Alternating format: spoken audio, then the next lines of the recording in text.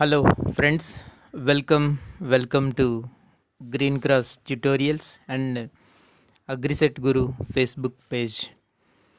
Vijay Kumar agri academy Salur Vizianagaram నుండి నేను మీ విజయ్ కుమార్ మాట్లాడుతున్నాను. ఈరోజు క్లాస్లో టమాటో పంటను ఆశించే కీటకాలు మరియు వాటి తాలూకు యాజమాన్యం గురించి తెలుసుకుందాం. టమాటో పంటలో అనేక రకాలైనటువంటి కీటకాలు ఆశించి నష్టాన్ని కలిగిస్తూ ఉంటాయి. వీటిలో ప్రధానంగా మనం చూసేటట్టయితే పొగాకు లద్దె పురుగు, అలాగే తెల్లదోమ, ఆకు తొలిచే పురుగులు, శనగపచ్చ పురుగు, సూది పురుగు అనేటువంటిది ఒకటి ఉందన్నమాట. పిన్ వామ్ అనేటువంటిది ఒకటి ఉంది. సో ఇవి సాధారణంగా మనం ఈ కీటకాలన్నిటి గురించి కూడా ఇతర పంటలన్నింటిలోనూ మనం చదువుకోవడం అనేటువంటిది జరిగింది. పొగాకు లద్దె పురుగు అనేటువంటిది పాలిఫాగస్ పెస్ట్, అలాగే మనం చూస్తే శనగపచ్చ పురుగు, ఇవన్నీ కూడా పాలిఫాగస్ పెస్ట్లుగా మనం చూస్తున్నాం. కాబట్టి ఇవన్నీ కూడా ప్రతి క్రాప్లోనూ మనకి వచ్చేటటువంటివే. అయినప్పటికీ కూడా టమాటో పంట గురించి ఎవరైనా మన నెట్లో సెర్చ్ చేస్తే కనుక దాంట్లో వచ్చేటటువంటి కీటకాలన్నీ ఏముంటాయి, వాటి తలుకు యాజమాన్యం ఏంటి అనేటటువంటిది మన క్లాస్లో కొంతవరకు తెలుసుకుంటారనేటువంటి ఉద్దేశం మీద ఇక్కడ అన్ని వీడియోస్ చేయడం జరుగుతుందన్నమాట. దాంతోపాటుగా ఎవరైతే అగ్రిసెట్ ఎగ్జామినేషన్కి ప్రిపేర్ అవుతూ ఉంటారో వాళ్ళకి కొంచెం గైడెన్స్గా ఉండే విధంగా ఈ క్లాసులన్నీ చెప్తున్నాము. అలాగే ఫార్మర్స్ ఎవరైతే ఉంటారో వాళ్ళకు కూడా ఇవి కొంచెం గైడెన్స్ లాగా ఉండాలనేటువంటి ఉద్దేశంతో ఈ క్లాసులు రూపొందించడం జరుగుతుందన్నమాట. కాబట్టి ఒకసారి ఆల్రెడీ చెప్పుకున్నాం కదా, నిన్నే చెప్పుకున్నాం, మళ్ళీ ఈరోజు ఎందుకు అలా అని అనుకోవద్దు. దయచేసి ఏ క్రాప్కి సంబంధించినటువంటి పెస్ట్లు ఆ క్రాప్లో మనం తెలుసుకుందాం. టమాటో పంటలో ప్రధానంగా ఏంటంటే పొగాకు లద్దె పురుగు ఎక్కువగా ఆశించి నష్టాన్ని కలగజేస్తూ ఉంటుంది. శాస్త్రీయ నామం ఏమో స్పోడోప్టెరా లిట్చురా, క్రమం వచ్చేసరికి లెపిడాప్టెరా. దీని తాలూకు గుర్తింపు లక్షణాలు ఇవన్నీ మనం చూస్తే దీని తాలూకు రెక్కల పురుగులు ఏవైతే ఉంటాయో ఈ రెక్కల పురుగులు దృఢంగా ఉంటాయి, చాలా దూరం వరకు కొంచెం ఎగరగలిగేటువంటి శక్తిని కలిగి ఉంటూ ఉంటాయి అన్నమాట. ఎక్కువ దూరాలు ఎగురుతూనే ఉంటాయి. టమాటాలు ఇది ఎక్కువగా ఆశిస్తూ ఉంటుంది. దీని రెక్కల పురుగుని మనం చూస్తే ముందు జత రెక్కలు ఎలా ఉంటాయంటే గోధుమ రంగులో ఉంటాయన్నమాట. వాటిపైన తెల్లని చారల వంటి డిజైన్స్ ఉంటాయి. ఈ చారలు ప్రత్యేకంగా వెండిలాగా మెరుస్తూ ఉంటాయి. ఇదొక క్యారెక్టర్ అనమాట. రెక్కలపైన ఉండేటువంటి చారలు వెండి వేలే మెరుస్తూ ఎక్కడ ఉంటాయి అని అంటే మనం పొగాకు లద్దె పురుగు అని మనం చెప్పుకోవచ్చు. అలాగే వెనుక జత రెక్కలు తెలుపు రంగులో ఉంటూ ఉంటాయి అన్నమాట. సో తెలుపు రంగులో మ్యాక్సిమం వెనుక జత రెక్కలు ఎప్పుడు కూడా తెలుపు రంగులోనే చాలా కీటకాలకి ఉంటూ ఉంటాయి. అలాగే వీటి తాలూకు లద్దె పురుగులు కనుక మనం గమనించేటట్టయితే ఇవి కూడా కొంచెం బలిష్టంగా తయారవుతాయి అన్నమాట. చూడ్డానికి కొంచెం పెద్దగా కనిపిస్తూ ఉంటాయి. అలాగే ఇవి కొన్ని డిఫరెంట్ కలర్స్లో ఉంటాయి. ప్రధానంగా నలుపు రంగులో ఉండి వాటి పక్కన ఏంటంటే పసుపు రంగులో ఉండేటటువంటి చారలు లేకపోతే పసుపు రంగులో మచ్చలు అనేటువంటివి మనం గమనించవచ్చు అన్నమాట. యాక్చువల్గా దీనికి సంబంధించినటువంటి ఇంకో ముఖ్యమైనటువంటి పాయింట్ ఏంటంటే ఈ పొగాకు లద్దె పురుగు అనేటువంటిది ఎప్పుడు కూడా ఆకుల అడుగు భాగంలో ఆకుల పైన పెడితే ఆకుల అడుగు భాగంలో ఏం చేస్తుంటాయంటే గుంపులుగా గుడ్లు పెడుతుంటాయి. కొన్ని వందల సంఖ్యలో గుడ్లని గుంపులుగా పెడుతూ ఉంటాయి అన్నమాట. ఇలా పెట్టిన తర్వాత వాటిపైన ఒక గోధుమ రంగు కలిగినటువంటి నూగుతో వాటిని కప్పేస్తాయి అన్నమాట. అంటే ఇక్కడ గుడ్లు ఉన్నాయి, ఇవి అంటే ఉన్నాయి అనేటువంటి సంగతి ఇతర శత్రువులకి తెలియకుండా ఉండడం కోసం ఏం చేస్తాయంటే ఒక రకమైనటువంటి నూగుని వాటిపైన కప్పి ఉంచుతాయన్నమాట. సో ఇలాగా చేస్తూ ఉంటాయి. అంటే ఏంటి, వందల సంఖ్యలో గుంపులుగా గుడ్లు పెడతాయి. ఇదొక ముఖ్యమైన క్యారెక్టర్ అనమాట. ఎందుకలా చెప్తున్నానంటే శనగపచ్చ పురుగు కనుక మనం తీసుకునేటట్టయితే శనగపచ్చ పురుగు ఒకే ఒక గుడ్డు చొప్పున పెడుతుందన్నమాట. ఇదే పొగాకు లద్దె పురుగుకి వచ్చేటప్పటికి ఏంటంటే గుంపులుగా వందల సంఖ్యలో గుడ్లు అనేటువంటివి పెడుతూ ఉంటుంది.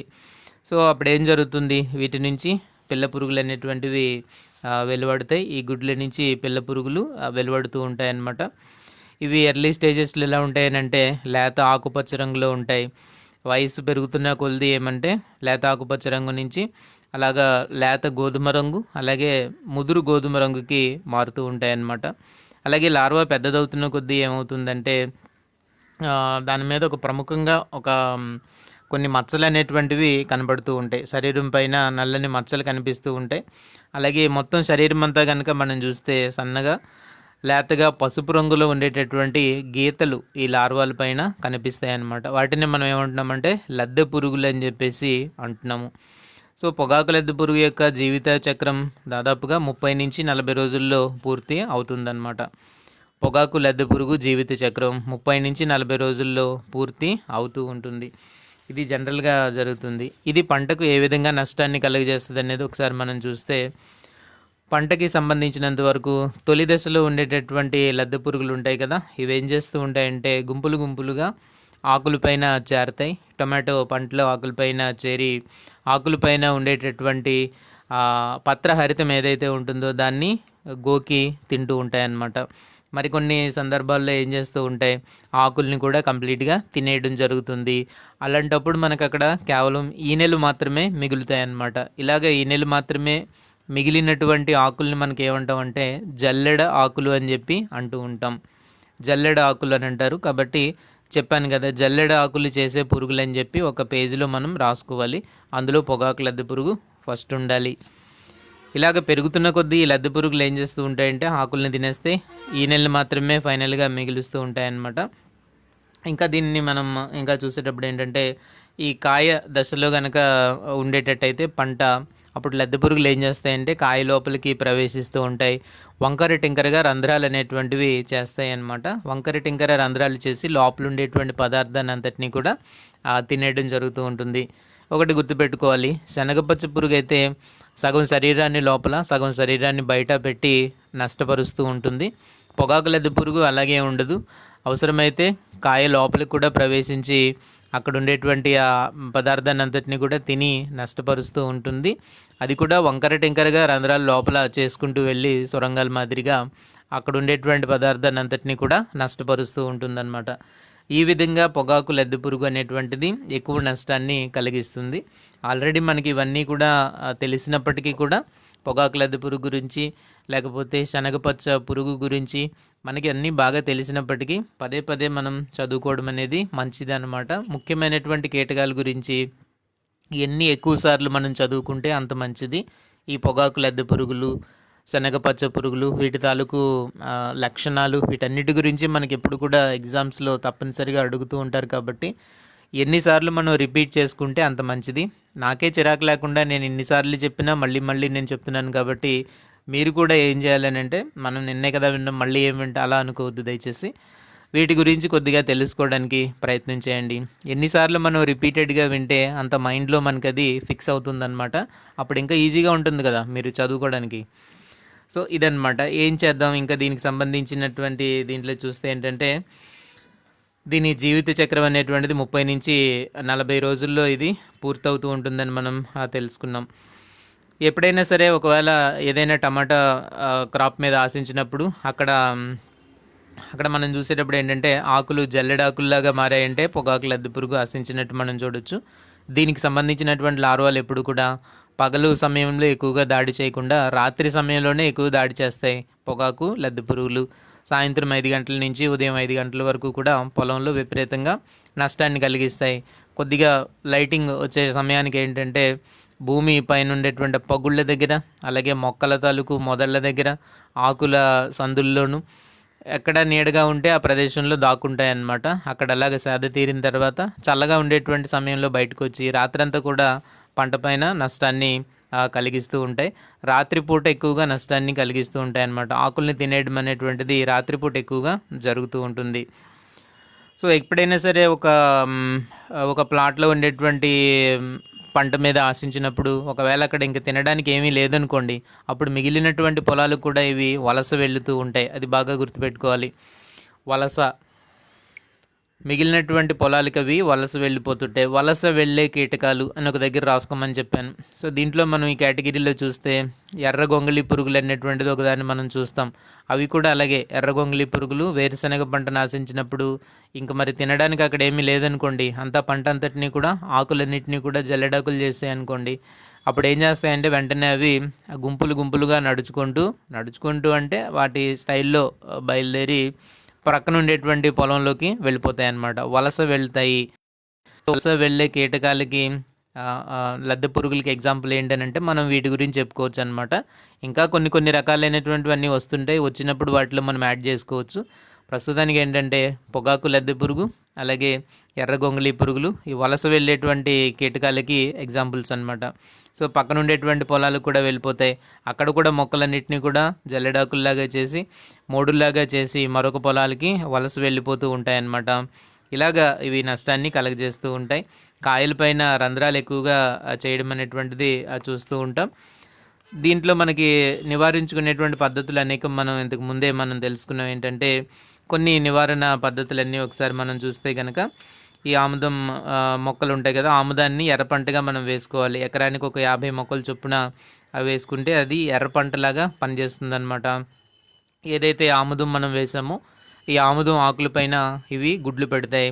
ఈ గుడ్ల సముదాయాలు ఏవైతే ఉంటాయో, అలాగే చిన్న దశ లార్వాలు ఏవైతే ఉంటాయో, వీటన్నిటిని కూడా మనం ఈజీగా సేకరించి నాశనం చేయడానికి అవకాశం ఉంటుందన్నమాట. కాబట్టి ఆముదంని ఎర్రపంటగా వాడుకోవాలి. అక్కడక్కడ ఎకరానికి ఒక 50 మొక్కలు చొప్పున మనం నాటుకునేటట్టయితే వాటిపైన అవి గుడ్లు పెట్టడం, అలాగే తొలిదశ లార్వాలన్నీ కూడా అక్కడే బయటికి రావడం జరుగుతుంది. కాబట్టి వాటిని సేకరించి మనం నాశనం చేస్తే పంట పైన ఉధృతి అనేటువంటిది బాగా తగ్గుతుందన్నమాట. లింగాకర్షక బుట్టలు వాడాలి. ఎకరానికి 4 చొప్పున వాడుతూ ఉంటే కనుక పురుగు తాలూకు ఉనికి మనం గమనించవచ్చు అనమాట. సో ఎంత పురుగులు ఉన్నాయి, వాటి తాలూకు ఉధృతి ఎలా ఉంది, నిన్న ఎన్ని వచ్చాయి, ఈరోజు ఎన్ని కీటకాలు మనకి కలెక్ట్ అయ్యాయి, ఇలాగ మనకు ఒక మానిటరింగ్ అనేటువంటిది ఉంటుంది లింగాకర్షక బుట్టలు కనుక మనం పెట్టేటట్టయితే. లేకపోతే మనకి తెలియదు అనమాట. కొన్ని సందర్భాల్లో ఏంటంటే కొన్ని వందల కొద్దీ వచ్చి దాంట్లో పడుతుంటాయి. అప్పుడు మనం గ్రహించవచ్చు, అంటే నెంబర్ పెరుగుతూ ఉంటుంది. దాన్ని బట్టి ఆ ఉధృతి అనేటువంటిది మనం అంచనా వేయొచ్చు అనమాట. కాబట్టి ఎకరానికి 4 లింగాకర్షక బుట్టలని మనం పెట్టుకోవాలి.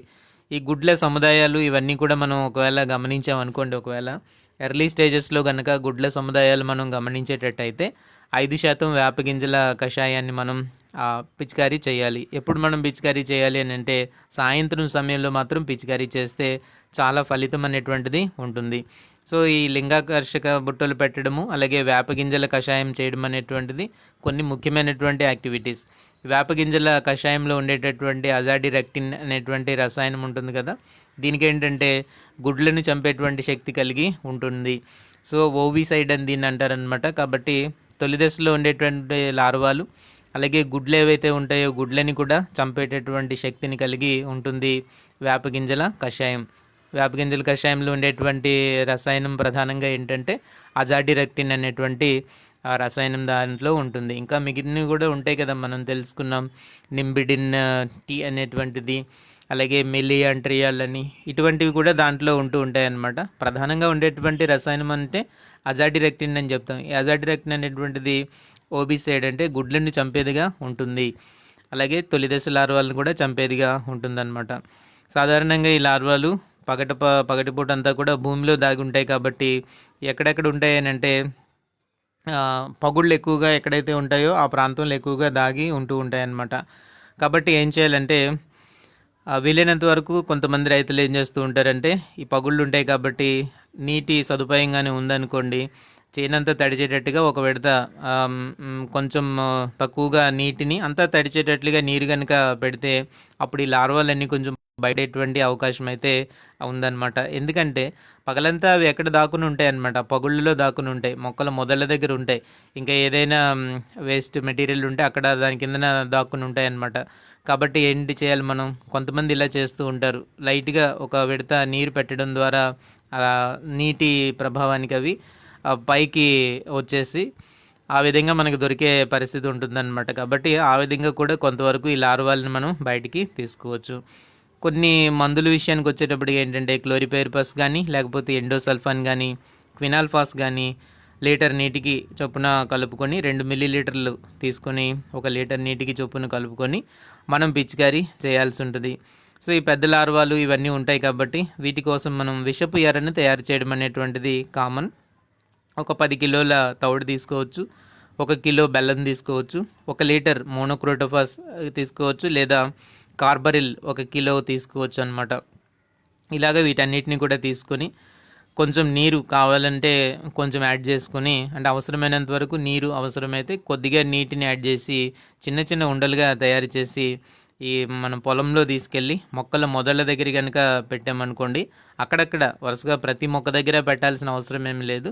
కొద్ది ఉండల్ని చేసి, ఇప్పుడు ఏదైతే ఈ పరిమాణం ఉంది కదా, 10 కిలోల తౌడు, 1 కిలో బెల్లం, అలాగే 1 లీటర్ మోనోక్రోటోఫాస్, అవసరమైతే కొంచెం నీరు, ఇవి ఎన్ని ఉండలైతే వస్తాయో చిన్న చిన్న ఉండలుగా చేసి పొలం అంతా కనుక పెట్టుకున్నట్టయితే ఈ రాత్రిపూట బయటకు వచ్చేటటువంటి లార్వలు ఏవైతే ఉంటాయో అవి ఆ విషపు ఎరని, ఆ విషపు ఉండలను తిని ఇమీడియట్గా చనిపోవడం జరుగుతుంది.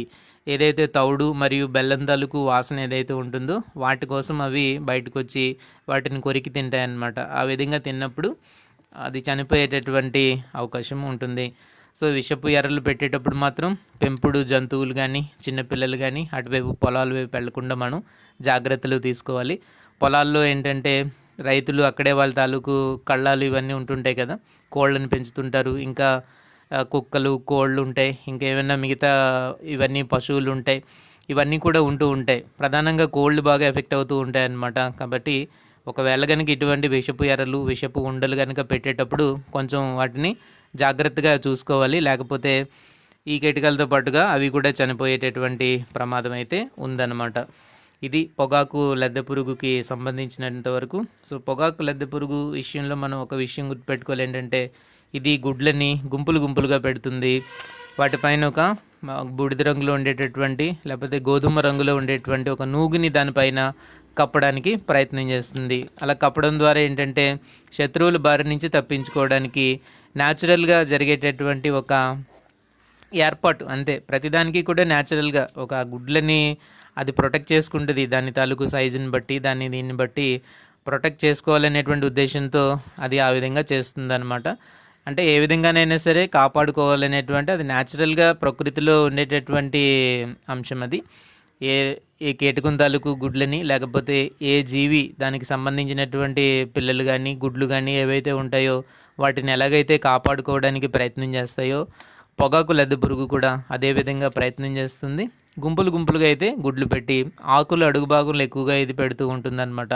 కాబట్టి అది ఇది మనకి ఏంటి, ఆకులు అడుగు భాగాలు కొద్దిగా చెక్ చేసుకుంటూ ఉంటే ఎక్కడైనా కనుక ఈ గుడ్ల సముదాయాలు మనకు కనిపిస్తే వాటిని మనం సులువుగా నాశనం చేయడానికి అవకాశం ఉంటుందన్నమాట. ఇది టొమాటో పంటలో పొగాకు లద్దె పురుగు ఒక రకమైనటువంటి నష్టాన్ని కలిగిస్తూ ఉంటుంది. ఈ నష్టం కొంచెం ఎక్కువగానే ఉంటుందన్నమాట. ఆకులనైతే జల్లెడాకులు చేస్తుంది, కాయల్లో ఉండేటువంటి లోపలి పదార్థాన్ని అంతటినీ కూడా, ఆ గుజ్జు అంతటినీ కూడా కంప్లీట్గా తినేసి వంకర టింకర రంధ్రాలన్నీ చేసి కాయలకి మార్కెట్ విలువ లేకుండా చేస్తుందన్నమాట. ఇంకా కాయలు మనం కూడా తినేటటువంటి పరిస్థితి ఉండదు టమాటోలు.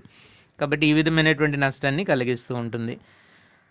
టమాటో పంటలు ఆశించేటువంటి మరొక కీటకం ఏంటంటే తెల్లదోమ, బెమీసియా తబాసి. క్రమం వచ్చేసరికి హోమోప్టెరా అనమాట.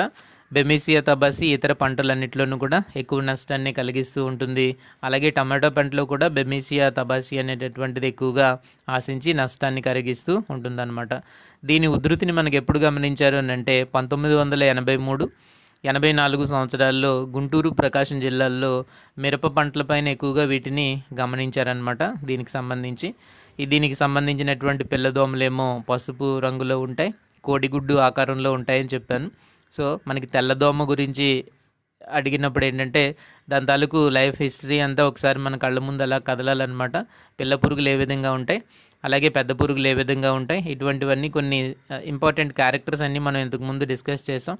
మళ్ళీ నేను ఒకసారి చెప్తాను, వాటన్నిటిని ఒకసారి మెమరైజ్ చేసుకోవడానికి ప్రయత్నం అయితే చేయండి. ఇందులో కలర్ కాంట్రాస్ట్లు కొంచెం వెరైటీగా ఉంటాయి తెల్లదోమకు సంబంధించినంత వరకు.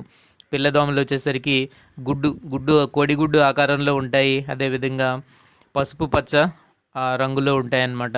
సో వీటిపైన ఏంటంటే కొంచెం సన్నగా మెరుస్తున్నటువంటి రోమాలు కూడా ఉండడం జరుగుతూ ఉంటుంది. దీనికి సంబంధించినటువంటి రెక్కల పురుగులు ఏవైతే ఉంటాయో, పెద్ద పురుగులు అని అంటాం కదా. సో ఈ రెక్కల పురుగులు ఎలా ఉంటాయంటే వాటి కళ్ళేమో ఎరుపు రంగులో ఉంటాయి. శరీరం అంతా కూడా పసుపు పచ్చ రంగులో ఉంటుంది. అలాగే దాని రెక్కలేమో తెలుపు రంగులో ఉంటాయి. అందుకు మనం తెల్లదోమలు అని చెప్తూ ఉంటాం అనమాట. రెక్కలు బాగా ప్రామినెంట్గా తెలుపు రంగులో కనిపిస్తూ ఉంటాయి కాబట్టి వీటిని తెల్లదోమలు అని అంటారు. చిన్నగా ఉంటాయి, భారీగా పెద్దగా ఉండేటువంటి కీటకం అయితే కాదు, చిన్నగా ఉంటుందన్నమాట. రెక్కలు తెల్లగా ఉండి మనకి తెల్లదోమ అని అందుకే పిలుస్తూ ఉంటారు. అయితే శరీరాన్ని మనం గమనించేటట్టయితే అదేమో పసుపు రంగులో ఉంటుంది. వీటి కళ్ళు కనుక మనం గమనిస్తే కనుక ఎరుపు రంగులో ఉంటాయన్నమాట.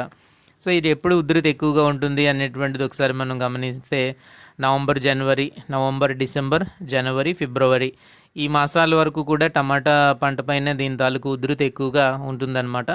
నవంబర్, డిసెంబర్, జనవరి, ఫిబ్రవరి అలాగే వేసవి వచ్చేంత వరకు కూడా ఈ పురుగు తాలూకు ఉధృతి ఎక్కువగా మనకి కనిపిస్తూ ఉంటుంది.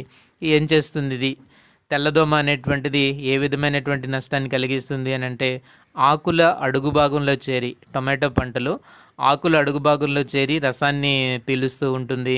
ఎప్పుడైతే ఆకుల్లో ఉండేటువంటి రసం పీల్చబడిందో ఆకులు ఏ రంగుకు మారుతాయని అంటే ముందుగా పసుపు రంగులోకి మారుతాయన్నమాట. పసుపు రంగులోకి మారి ఆ తర్వాత గోధుమ రంగుకి మారి ఆకులు ఎండిపోవడం అనేది జరుగుతూ ఉంటుంది.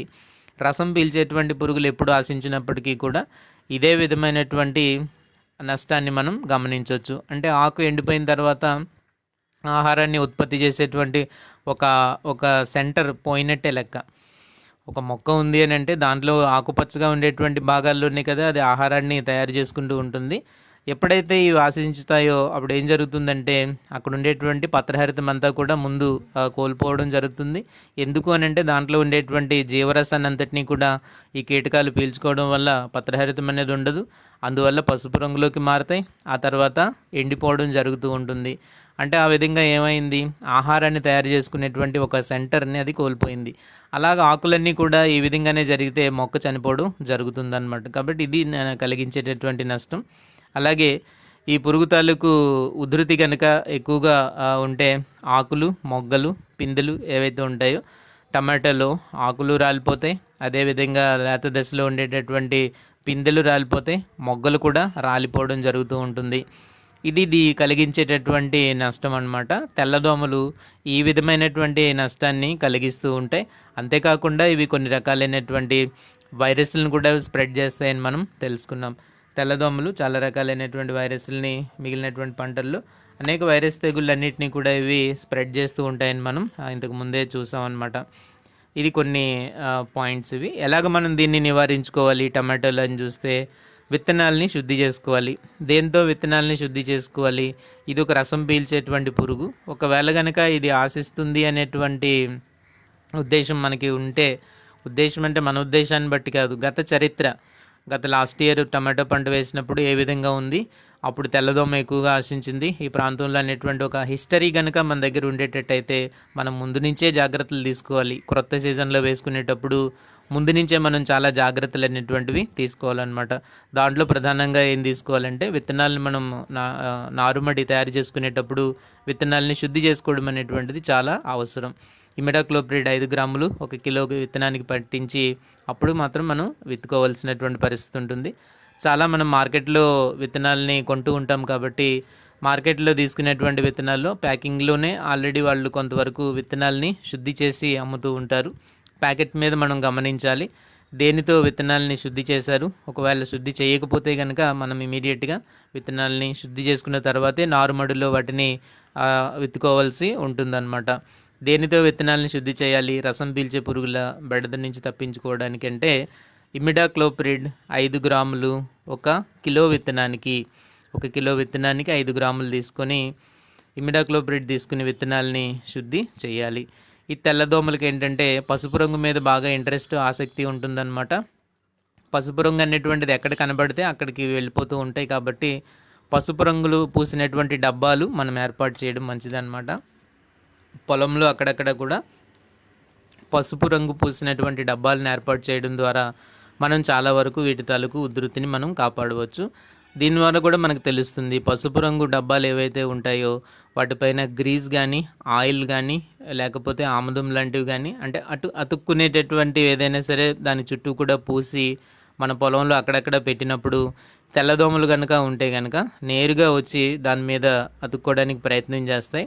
గ్రీజ్ కానీ ఏదైనా అతుక్కునే పదార్థం ఉంటుంది కాబట్టి వెంటనే అక్కడ అవి అతుక్కుంటాయి అన్నమాట. ఈ విధంగా తెల్లదోమ అనేటువంటిది దాన్ని కొంతవరకు మనం అదుపు చేయవచ్చు.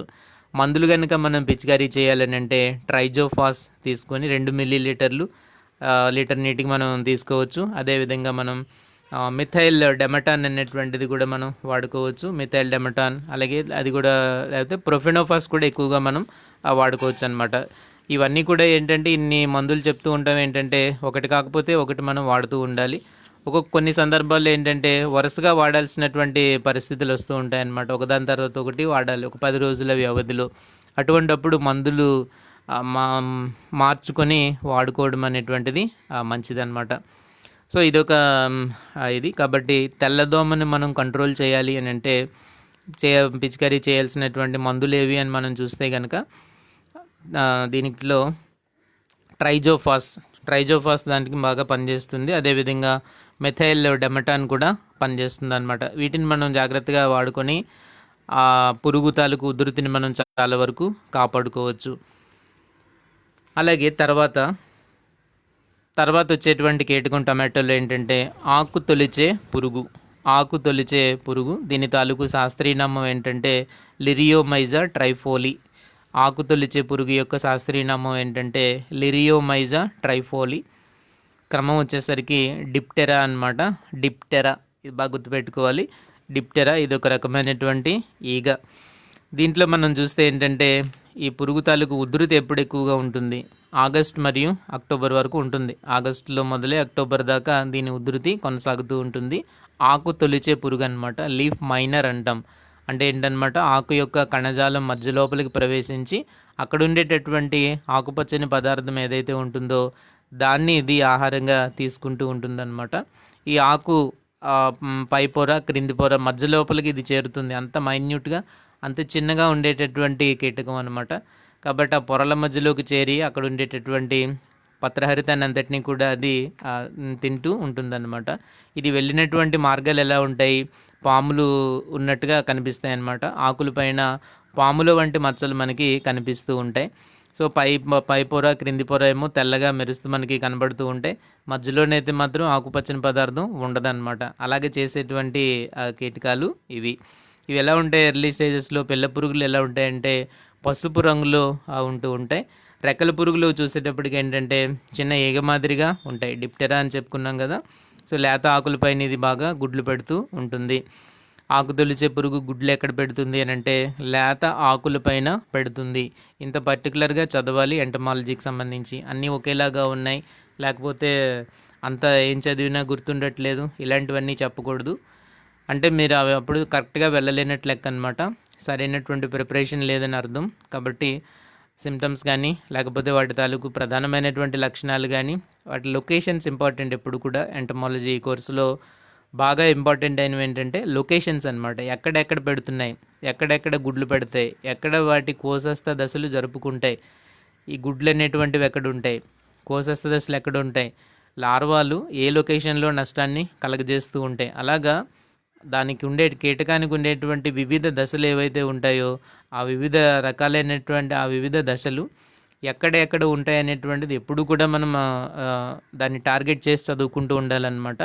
కాబట్టి అది చాలా ఇంపార్టెంట్. అదే అడుగుతూ ఉంటారనమాట. వేరు పురుగు తాలూకు కోసస్థ దశ ఎక్కడ జరుగుతుంది, భూమిలో జరుగుతూ ఉంటుంది. అలాగే కాండం తొలిచే పురుగుల తాలూకు కోసస్థ దశలు ఎక్కడ జరుగుతూ ఉంటాయి, సాధారణంగా కాండంలోనే జరుగుతూ ఉంటాయి అన్నమాట. అలాగే ఆకు గూడు పురుగులు అనేటువంటివి ఉంటాయి. కొన్నిటిని ఏంటంటే ఆకులన్నింటినీ దగ్గరికి చేర్చుకుని గూడులాగా ఏర్పరచుకుంటాయి. ఆ గూడులాగా ఏర్పరచుకున్న దాంట్లోనే వాటి తాలూకు అన్ని దశలు కంప్లీట్ చేసుకుంటాయి. కోసస్థ దశ కూడా అందులోనే కంప్లీట్ అయ్యి రెక్కల పురుగులు బయటకు వెళ్ళిపోతూ ఉంటాయి. ఇలాగనమాట. సపోజ్ బెండ కానీ లేకపోతే ఇలాంటి వంగ కానీ చూసుకున్నప్పుడు ఏంటి, అందులో కొమ్మ మరియు కాయ తొలిచే పురుగులు ఇవన్నీ కూడా దాని లోపల ఉండేటువంటి గుజ్జు అంతటినీ కూడా తినేసిన తర్వాత లేకపోతే ఒక పర్టికులర్ డ్యామేజ్ అంటూ చేసిన తర్వాత బయటకు వచ్చేస్తాయి అన్నమాట. కోసస్థ దశ టైంకి బయటికి వచ్చేయడం అనేటువంటిది జరుగుతూ ఉంటుంది. రెక్కల పురుగులు బయటికి ఎగిరిపోతూ ఉంటాయి. కాబట్టి ఆ అంశాన్ని మనం జాగ్రత్తగా గమనించుకోవాలి. లొకేషన్ అనేటువంటిది ఇంపార్టెంట్, అది బాగా గుర్తుపెట్టుకోండి. ఈ ఎంటమాలజీ చదివేటప్పుడు మనం ఆ లొకేషన్స్ అనేటువంటివి మనం ప్రతిదానికి కూడా అండర్లైన్ చేసుకుని వీలైతే ఒక దగ్గర రాసుకోవడం అనేటువంటిది కూడా మంచిదన్నమాట. సో ఇది గుడ్లు ఎక్కడ పెడుతుంది, ఆకు తొలిచేటువంటి పురుగు అనేటువంటిది గుడ్లను ఎక్కడ పెడుతుంది అని అంటే లేత ఆకులపైన గుడ్లని పెడుతూ ఉంటుంది. తొలి దశలో బయటకు వచ్చినటువంటి పిల్ల పురుగులు ఉంటాయి కదా, ఇవి ఏంటంటే ఆకుల తాలూకు కణజాలం లోపలికి వెళ్ళి సొరంగాలు చేస్తూ ఉంటాయన్నమాట. పాము పొడ మచ్చలు అని అంటారు వీటిని. పాము పొడ మచ్చలు అని చెప్పి వీటిని మనకి పిలుస్తూ ఉంటారనమాట. ఉధృతి ఎక్కువగా ఉంది అని అంటే ఆకులు ఎప్పుడు కూడా ఎండిపోయి రాలిపోవడం అనేటువంటిది కామన్గా జరుగుతూ ఉంటుంది. సో తొలి దశలో ఈ పురుగు ఉధృతి గమనించిన వెంటనే మనం ఏం చేయాలంటే బాగా ఎఫెక్టివ్గా పనిచేసేటువంటి ఒకే ఒక ట్రీట్మెంట్ ఏంటంటే దీనికి వేప నూనె లేకపోతే వేప కషాయం. సో వేప నూనె అయితే కనుక 5 మిల్లీలీటర్లు తీసుకుని 1 లీటర్ నీటిలో కలుపుకొని మనం పిచికారీ చేస్తే కనుక చాలా బాగా పనిచేస్తుంది. ఈ ఆకు తొలిచే పురుగుల్ని అదుపు చేయడంలో వేప నూనె చాలా బాగా పనిచేస్తుంది అన్నమాట. వేపకు సంబంధించినటువంటి పదార్థాలు బాగా పనిచేస్తాయని మనం అర్థం చేసుకోవచ్చు. సో ఇది ఆకు తొలిచే పురుగు లిరియోమైజా ట్రైఫోలీ, దీని తాలూకు శాస్త్రీయనామం. ఈ క్రమం తప్పు రాస్తుంటారనమాట చాలా సందర్భాల్లో. లిరియోమైజా ట్రైఫోలీ క్రమం ఏంటి అని అడిగినప్పుడు అందరూ లెపిడాప్టెరా అని రాస్తూ ఉంటారు. ఇది లెపిడాప్టెరా కాదు, డిప్టెరా అనమాట. డిప్టెరాకు సంబంధించినటువంటి ఒక ఈగ లిరియోమైజా ట్రైఫోలీ. ఆకుల పొరల మధ్యలో చేరి అక్కడ ఉండేటటువంటి ఆకుపచ్చని పదార్థాన్ని అంతటినీ కూడా తినివేయడం ద్వారా పాముల వంటి మచ్చలు, ఆకులపైన తెల్లని మచ్చలు కనిపిస్తూ ఉంటాయి. దీన్ని చూసినప్పుడు మనం అవి పాములు ఏమైనా తిరిగాయేమో అని చెప్పేసి అనుకుంటారు. కొన్ని సందర్భాల్లో అంటే చాలా కాలం క్రితం కొన్ని ఊళ్ళలో ఈ మచ్చలు వచ్చినప్పుడు ఏమైందంటే వీటన్నిటిని కూడా ఏదో ఒక పాము వచ్చి శపించింది అని చెప్పి ఆ టమాటోలు ఇవన్నీ కూడా తినడం మానేశారనమాట. ఏ పంటల మీద అయితే ఈ పాములు వంటి మచ్చలు కనబడుతూ ఉంటాయో అవన్నీ కూడా తినడం మానేశారు. ఇది పేపర్లో కూడా చాలాసార్లు వచ్చి ఈ వ్యవసాయ అధికారులు అందరూ కూడా వాళ్ళ దగ్గరికి వెళ్ళి ఇవన్నీ కూడా శపించినటువంటి మచ్చలు కాదు, దీనికి ఒక ప్రత్యేకమైన ఒక కీటకం ఉంది, ఆ కీటకం ఆశించినప్పుడు ఈ విధంగా పాములు లాంటి మచ్చలు వస్తాయి తప్ప ఇవన్నీ పాములు శపించడము ఇలాంటిది ఏది ఉండదని చెప్పి వాళ్ళకు ఒక అవగాహన తీసుకురావడానికి చాలా కాలం పట్టిందనమాట. కొన్ని గిరిజన ప్రాంతాలకు సంబంధించినటువంటి ఏరియాస్లో ఇది కొంతకాలం క్రితం జరిగినటువంటి సంఘటన అనమాట. ఈ ఏదైతే ఆకు తొలిచే పురుగు ఉందో అది పాములు వంటి మచ్చలు ఏర్పాటు చేస్తుంది కదా, పాములు శపించాయి అని పెట్టుకున్నారు వాళ్ళు. ఎవరో దాన్ని స్ప్రెడ్ చేశారు, అదే నిజం అనుకుని కొన్ని మండలాలకు సంబంధించినటువంటి ప్రజలు కొంతకాలం పాటు ఏదైతే ఈ పురుగు ఆశించినటువంటి ఇవి ఉంటాయో వాటిని తినడం మానేశారనమాట. పాము శపించింది, ఒకవేళ కనుక మనం ఆ టమాటోలు కానీ వంకాయలు కానీ లేకపోతే బెండకాయలు కానీ మనం అవి తినేటట్టయితే మనం చనిపోతాం అని చెప్పేసి చాలా కాలం మన వాళ్ళు తినడం మానేశారు. తర్వాత మన శాస్త్రవేత్తలు వ్యవసాయ అధికారులు వెళ్ళి వాళ్ళకి అవగాహన కల్పించిన తర్వాత మళ్ళీ తినడం మొదలెట్టారనమాట. ఇలాగ కొన్ని సిల్లీ ఇన్సిడెంట్స్ మన ఇండియాలో కనిపిస్తూ ఉంటాయి అక్కడక్కడ కూడా. ఇదంతా కూడా దేనివల్ల జరుగుతుందంటే నిరక్షరాస్యత వల్ల జరుగుతూ ఉంటుంది. ఎక్కువ శాతం మంది ప్రజలు ఏంటంటే మూఢనమ్మకాలు ఫాలో అయిపోతూ ఉంటారు. ఎవరైనా ఏదైనా చెప్పారని ఉన్నప్పుడు అందులో నిజమెంత అనేది ఆలోచించకుండా వాళ్ళు నిర్ణయం తీసేసుకుని అవును నిజమే అనేసుకుని వాటిని ఫాలో అయిపోతూ ఉంటారనమాట. అది మ్యాక్సిమం దేనివల్ల వస్తుందంటే నిరక్షరాస్యత వల్ల వస్తుంది. ఇప్పుడైతే కొంచెం పరిస్థితులు మెరుగుపడ్డాయి, కానీ ఇంకా కొన్ని ఒక 10 ఏళ్ళు 15 ఏళ్ళు 20 ఏళ్ళ క్రితం అయితే అప్పటికీ కూడా చాలా రకాలైనటువంటి మూఢనమ్మకాల బారిన పడుతూ ఉండేటువంటి వారు అనమాట. ఇప్పుడైతే కొంచెం అవేర్నెస్ అనేటువంటిది వచ్చింది, సోషల్ మీడియా అనేటువంటిది కొంచెం బలంగా ముందుకెళ్తుంది కాబట్టి గ్రామాల్లో కూడా చాలా మార్పులు అనేటువంటివి వచ్చాయన్నమాట. ఇప్పుడైతే ఇటువంటి దాన్ని ఎవరు నమ్మేవాళ్ళు కాదేమో, పాత రోజుల్లో అయితే దాన్ని నమ్ముతూ ఉండేటువంటి వాళ్ళు. ఓకే, తర్వాత పెస్ట్కి వెళ్ళిపోదాం. తర్వాత పెస్ట్ ఏంటంటే శనగపచ్చ పురుగు అనమాట. ఇది కూడా మనం చెప్పుకున్నాం. శనగపచ్చ పురుగు అనేటువంటిది ఒక పాలీఫాగస్ పెస్ట్ అనేటువంటిది. శనగపచ్చ పురుగుకు సంబంధించినంత వరకు హెలికోవెర్పా ఆర్మిజెరా, దాని శాస్త్రీయ నామం వచ్చేసరికి హిలియోతిస్ ఆర్మిజెరా అని కూడా మనం వెళ్ళొచ్చు. దీన్నే మనం ఏమంటామంటే గ్రామ్ క్యాటర్పిల్లర్ అని అంటాం. గ్రామ్ క్యాటర్పిల్లర్, అమెరికన్ బోల్వామ్, రకరకాలైనటువంటి పేర్లతో దీన్ని మనం పిలుస్తూ ఉంటాం అన్నమాట. గ్రామ్ క్యాటర్పిల్లర్ అని కూడా దీన్ని పిలుస్తూ ఉంటారు. టమాటోలో ఇది కూడా ఆశించి తీవ్రమైనటువంటి నష్టాన్ని కలుగజేస్తూ ఉంటుంది. పొగాకు లద్దె పురుగు ఏ విధంగా అయితే నష్టాన్ని కలుగజేస్తూ ఉంటుందో ఇది కూడా అదే విధమైనటువంటి నష్టాన్ని కలుగజేస్తూ ఉంటుందన్నమాట. టమాటోలు అంతా కూడా దాంట్లో రంధ్రాలు చేసి లోపల ఉండేటువంటి గుజ్జు ఏదైతే ఉంటుందో వాటన్నిటిని కూడా విపరీతంగా తినేయడం చేస్తూ ఉంటాయి. ఏమాత్రం చిన్న రంధ్రం చేసినా మనం ఆ టమాటాలను కొనేటువంటి పరిస్థితి ఉండదు. కాబట్టి ఆ విధంగా నష్టం జరుగుతూ ఉంటుందన్నమాట. అయితే ఈ శనగపచ్చ పురుగు అనేటువంటిది ప్రపంచమంతా కూడా విస్తరించబడి ఉంది. టమాటో పంటనే కాకుండా ఇది పాలిఫాగస్ పెస్ట్ కాబట్టి కంది పంటను, పత్తి, శనగ ఇలాగా అది ఆశించలేనటువంటి పంటలు ఏవి కూడా లేవు. మ్యాక్సిమం పంటలన్నిటినీ కూడా ఇది ఎక్కువగా ఆశించి నష్టాన్ని కలగజేస్తూ ఉంటుందన్నమాట. అందుకే దీన్ని ఏమన్నామంటే పాలిఫాగస్ పెస్ట్ అన్నాం. అనేక రకాలైన పంటల్ని కూడా ఆశించి నష్టాన్ని కలిగించే పురుగుల్లో ఇది కూడా ఒకటన్నమాట, శనగపచ్చ పురుగు. ఇది ఎలాగుంటుంది ఏంటి, ఎలా మనం చూసేటట్టయితే ఏంటంటే దీని తాలూకు ఉధృతి ఎప్పటి నుంచి బాగా పెరిగిపోయింది అని అంటే సింథటిక్ పైరిథ్రాయిడ్స్ ఎప్పటి నుంచి అయితే వాడుతున్నామో అప్పటి నుంచి దీని తాలూకు ఉధృతి అనేటువంటిది బాగా పెరిగిపోయింది. ఆ తర్వాత వాటి తాలూకు వాడకాన్ని చాలా వరకు తగ్గించిన తర్వాత కొంత స్టెబిలైజ్ అవ్వడం అనేటువంటిది జరిగిందనమాట. ఏదైనా తప్పనిసరి పరిస్థితుల్లో మాత్రమే సింథటిక్ పైరిథ్రాయిడ్స్ అనేటువంటివి వాడండి అని మనకు చెప్తున్నారు. అంతే తప్ప రికమెండేషన్ లేకుండా కూడా ఎట్టి పరిస్థితుల్లోనూ కూడా వాడడానికి అవకాశం లేదు. ప్రభుత్వం రికమెండ్ చేస్తేనే మనం వాడడానికి అవకాశం ఉందన్నమాట. ఇదేం చేస్తుంది, శనగపచ్చ పురుగు సాధారణంగా ఏంటంటే సగం శరీరాన్ని బయటపెట్టి సగం శరీరాన్ని లోపల పెట్టి కాయల్ని తినడం అనే దాన్ని మనం చూస్తూ ఉంటాం. ఎక్కడైనా సరే మనకి పిక్చర్స్ అనేటువంటివి కనిపిస్తూ ఉంటాయన్నమాట.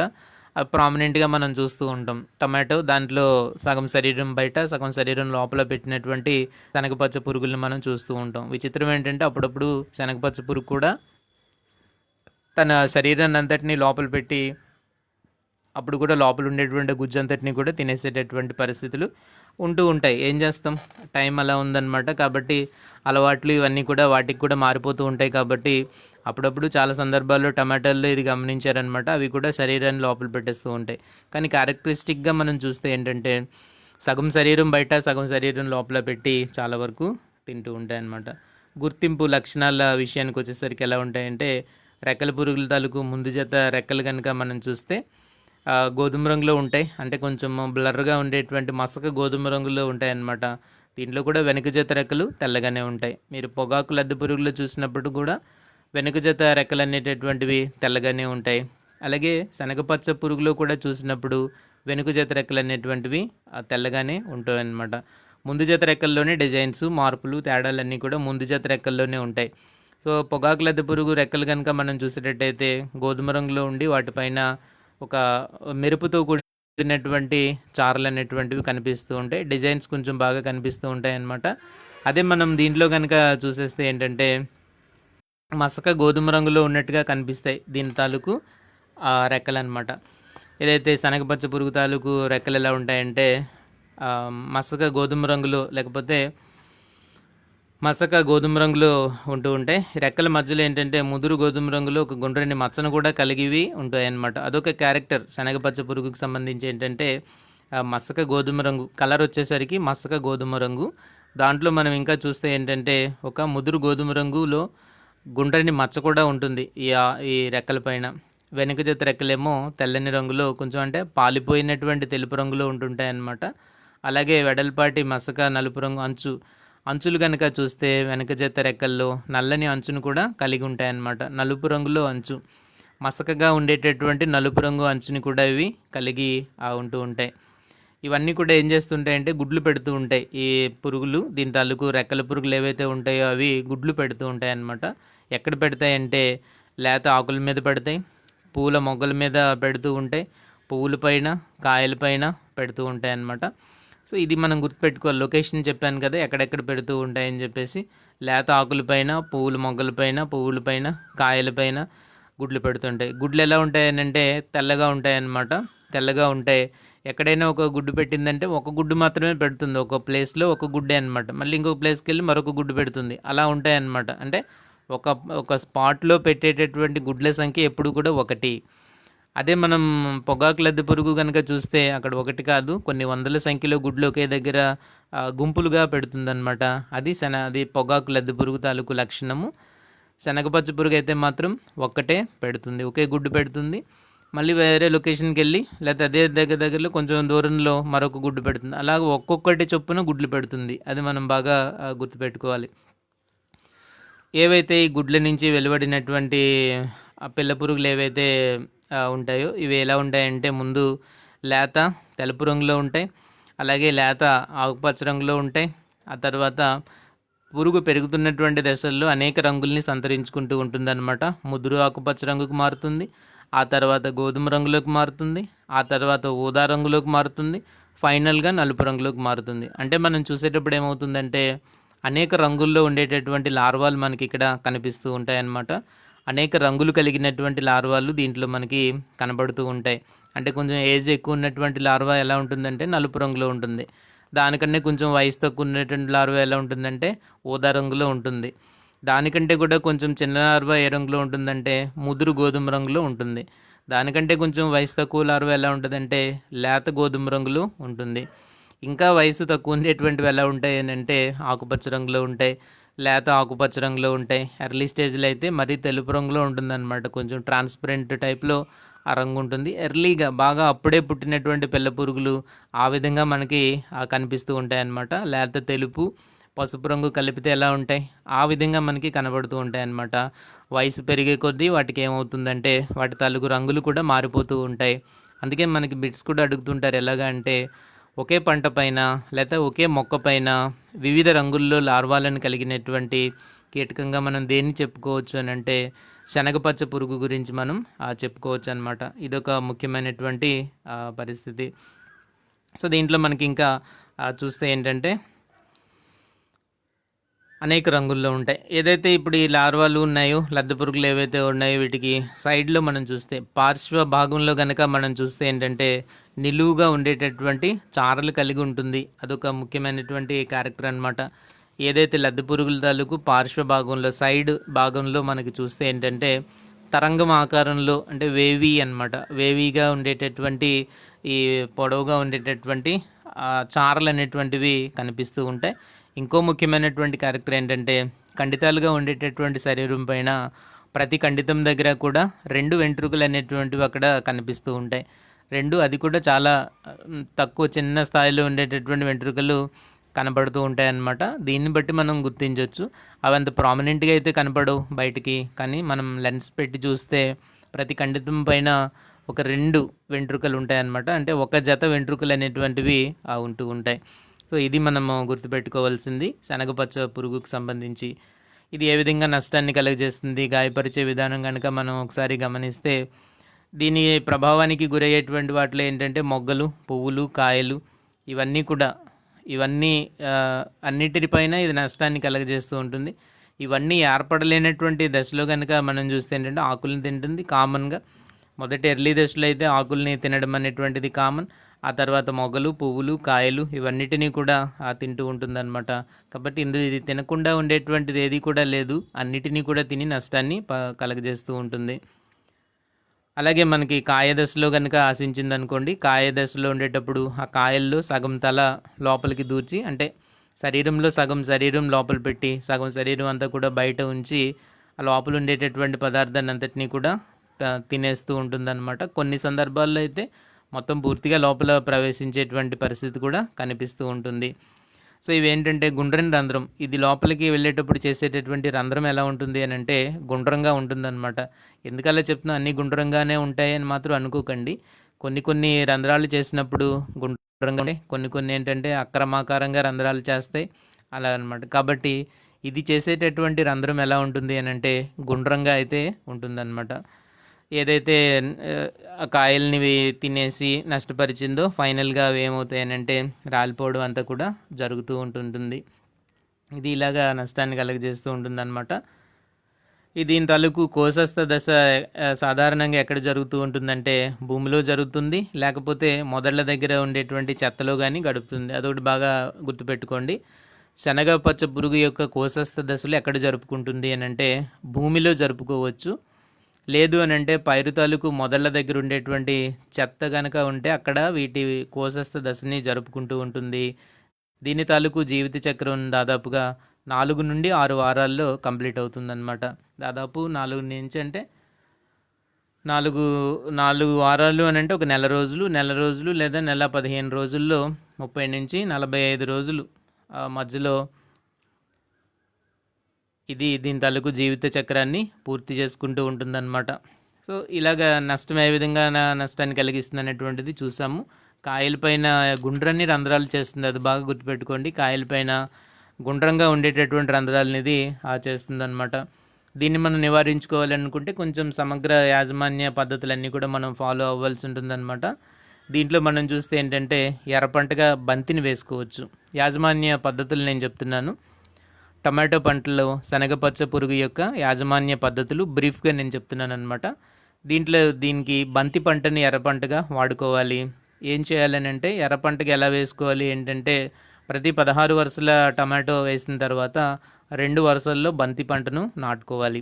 అర్థం చేసుకోండి, ప్రతి 16 వరుసల్లో టమాటో వేసామనుకోండి 2 వరుసల్లో బంతిని నాటుకోవాలన్నమాట. సో 45 రోజుల వయసు కలిగినటువంటి బంతి నారు తీసుకోవచ్చు. అలాగే 25 రోజుల టమాటో నారును ఒకేసారి నాటుకోవాలి. అదొకటి మీరు జాగ్రత్తగా గమనించండి. 45 రోజుల వయసు కలిగినటువంటి బంతి నారు తీసుకోవాలి. అలాగే 25 రోజుల టమాటో నారు, 25 రోజుల వయసు కలిగినటువంటి టమాటో నారు తీసుకుని ఒకేసారి మనం దీన్ని నాటుకోవాలి. ఇదొకటి గుర్తుపెట్టుకోండి. రైతు స్థాయిలో ఇది జాగ్రత్తగా ఫాలో అయితే మంచిదన్నమాట. 45 రోజుల వయసు కలిగినటువంటి బంతి నారుని తీసుకుంటాము. అలాగే 25 రోజుల వయసు కలిగినటువంటి టమాటో నారుని తీసుకుంటాం. కాబట్టి అలాంటి నారుని తీసుకొని 16 వరుసలేమో టమాటో, అలాగే 2 వరుసల్లోనేమో బంతిని నాటుకుంటే బాగుంటుందన్నమాట. ఇది బంతి మనకి బాగా పనిచేస్తుంది, ఎర్రపంటలాగా పనిచేస్తూ ఉంటుంది. సో అలాగా నాటుకున్నప్పుడు ఏమవుతుందంటే 2 పంటలు కూడా ఒకేసారి పుష్పిస్తాయి. శనగపచ్చ పురుగుల యొక్క తల్లి పురుగులు బంతి పూల మీద వాటి తాలూకు గుడ్లు పెడుతూ ఉంటాయి. బంతిపూల మీద ఆ గుడ్లు అనేటువంటివి పెట్టడం జరుగుతూ ఉంటుంది. సో బంతిపూలు రోజు గమనిస్తూ ఉండాలి, గుడ్లను గమనిస్తూ ఉంటాం. వేపగింజల కషాయము, దాన్ని మనం ఒక 5% వేపగింజల కషాయాన్ని తీసుకొని పిచికారీ చేసుకోవడం మంచిది. సో 5% వేపగింజల ద్రావణం ఎలా తయారు చేస్తాం? 10 కిలోల వేపగింజల పొడి తీసుకుంటాం. 200 లీటర్ల నీటిలో 12 నుంచి 16 గంటలు నానబెట్టిన తర్వాత గుడ్డ ద్వారా దాన్ని వడపోస్తే అది మనకి ఏమవుతుందంటే 5% వేపగింజల కషాయం అవుతుంది. ఇది తయారు చేసేటువంటి పద్ధతి మనకు కొంతవరకు అక్కడక్కడ లేదనమాట. 5% వేపగింజల కషాయం తయారు చేసేటువంటి విధానం ఏంటంటే వేపగింజలు 10 కిలోల వేపగింజలు వాటి పొడిని తీసుకొని 200 లీటర్ల నీటిలో మనం దాన్ని నానబెట్టాలి. దాదాపు 12 నుంచి 16 గంటల సేపు నానబెట్టిన తర్వాత దాని అంతటిని తీసుకొని ఒక గుడ్డలో వేసుకొని గట్టిగా పిండుకోవాలన్నమాట. సో దాని ద్వారా పిండి ఆ రసాన్ని అంతటిని కూడా తీసుకున్న తర్వాత వడపోసేస్తాం ఆటోమేటిక్గా. అప్పుడు వచ్చిన దాన్ని మనం పిచికారీ చేయాల్సినటువంటి ఉంటుంది. ఎర్లీ స్టేజెస్లో పిచికారీ చేస్తే తప్పనిసరిగా అక్కడ ప్రొటెక్షన్ అనేటువంటిది లభిస్తుందన్నమాట. అలాగే ఎర్రపంట ఆధారంగా కాకపోయినా లింగాకర్షక బుట్టలు ఏర్పరచాలి. జనరల్గా ఏంటంటే ఎర్రపట్ట వేస్తాము, దాంతోపాటు ఏంటంటే లింగాకర్షక బుట్టలు కూడా టమాటోలో మనం ఏర్పాటు చేయాలి. ఒక 6 వరకు ఏర్పాటు చేసుకోవచ్చు, 6 4 పెట్టుకోవచ్చు. ఎప్పుడు కూడా లింగాకర్షక బుట్టలు ఎకరానికి అయితే 4 మనం పెట్టుకుంటూ ఉంటాం. 4 సరిపోతాయి. పొగాకు లద్దె పురుగు ఏదైనా సరే 4 లింగాకర్షక బుట్టలు సరిపోతూ ఉంటాయి అన్నమాట. దాని ద్వారా ఉనికిని గమనించుకుంటూ ఉండాలి. అలాగే టీ ఆకారంలో ఉండేటటువంటి పక్షి స్థావరాలు ఏవైతే ఉంటాయో పక్షి స్థావరాలు పెట్టుకోవాలి. అవి ఏ ఆకారంలో ఉండాలంటే టీ ఆకారంలో ఉండాలి. నేను ఇంతకుముందు చెప్పాను అక్షరాల ఆధారంగా వచ్చేటువంటి ప్రశ్నలను ఉదర రాసుకోండి అని చెప్పి. టీ ఆకారము, అలాగే తిరగబెట్టినటువంటి వై ఆకారము, అలాగే సి ఆకారము, అలాగే బి ఆకారము, ఇలాంటి వాటి మీద కలిపి ఒక సాటిస్టిక్ బిట్ ఒకటి రావడానికి అవకాశం ఉంటుంది. కాబట్టి ఆకారాలన్నిటి మీద కూడా ఒక బిట్ అనేటువంటిది రావచ్చు. కాబట్టి ఒక దగ్గర మీరు బిట్ తయారు చేసుకోండి.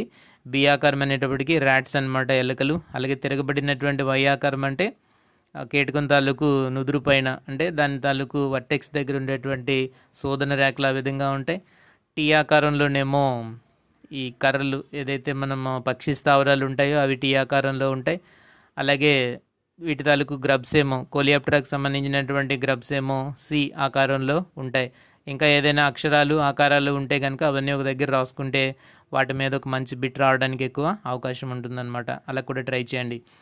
పక్షి స్థావరాలు ఎన్ని పెట్టుకోవాలి ఎకరానికి అని అంటే 15 నుంచి 20 పెట్టుకోవాలన్నమాట. అవి ఏ ఆకారంలో ఉంటాయి అని అంటే టీ ఆకారంలో ఉండేటట్టుగా పెట్టుకోవాలి. అలాగే ఇంకా ఎన్పివి ద్రావణాన్ని మనం పిచికారీ చేయాలి. ఎన్పివి ద్రావణాన్ని పిచికారీ చేసేటప్పుడు ఏంటంటే ఎకరానికి ఎంత చేయాలి అని అంటే 250 లార్వల్ ఈక్వలెంట్స్, ఎల్ఈ అని చెప్పుకున్నాం కదా, లార్వల్ ఈక్వలెంట్స్ అని చెప్తాం అనమాట. ఎల్ఈ అంటే లార్వల్ ఈక్వలెంట్స్. సో ఎల్ఈ దాని ప్రమాణం అని చెప్పుకోవచ్చు అనమాట. ఎన్పివి యొక్క ప్రమాణం ఎలా చెప్తామనంటే 250 లార్వాలకు సమానమైనటువంటి లార్వల్ ఈక్వలెంట్స్ అని అంటాము. ఎన్పివి అని చెప్పుకున్నాం కదా, హెలికోవెర్పా ఆర్మిజెరా ఎన్పివి అని చెప్తారనమాట. హెలికోవెర్పా అంటే హెచ్, ఆర్మిజెరా అంటే ఏ, హెచ్ఏఎన్పివి అని దీన్ని పిలుస్తారు. ఎప్పుడైనా మనకి పరీక్షల్లో కనుక అలాగ ఇస్తే వెంటనే మనం కన్ఫ్యూజ్ అయిపోకూడదు. హెచ్ఏఎన్పివి అనేటువంటిది ఎన్పివి ద్రావణం అనమాట. 250 లార్వల్ ఈక్వలెంట్ సమానమైనది తీసుకొని మనం పిచికారీ చేయాల్సి ఉంటుంది. దీంట్లో ఈ ఎన్పివి పిచికారీ చేసేటప్పుడు కొన్ని జాగ్రత్తలు ఏంటంటే, దీంట్లో కూడా ఒక శాండోవిట్ మనం కలపాల్సి ఉంటుంది. శాండోవిట్ కానీ టీపాల్ కానీ ఇవేంటంటే స్టిక్కర్స్ అని చెప్తూ ఉంటాం వీటిని. శాండోవిట్ కానీ టీపాల్ కానీ ఏంటంటే స్టిక్కర్స్ అనమాట. అలాగే 1 కిలో బెల్లాన్ని కూడా కలపమని ఒక రికమెండేషన్ ఉందన్నమాట. దీన్ని తీసుకున్న తర్వాత ఈ వైరస్ ఎన్పివి ద్రావణాన్ని 250 లార్వల్ ఈక్వలెంట్స్ తీసుకున్న తర్వాత తగినంత నీటిలో కలుపుకొని 1 కిలో బెల్లాన్ని కూడా కలపవచ్చు దాంట్లో. అలాగే 100 మిల్లీలీటర్ల శాండోవిట్ కానీ టీపాల్ కానీ కలిపి సాయంత్రం సమయంలో దీన్ని పిచికారీ చేస్తే చాలా ప్రయోజనం ఉంటుందన్నమాట.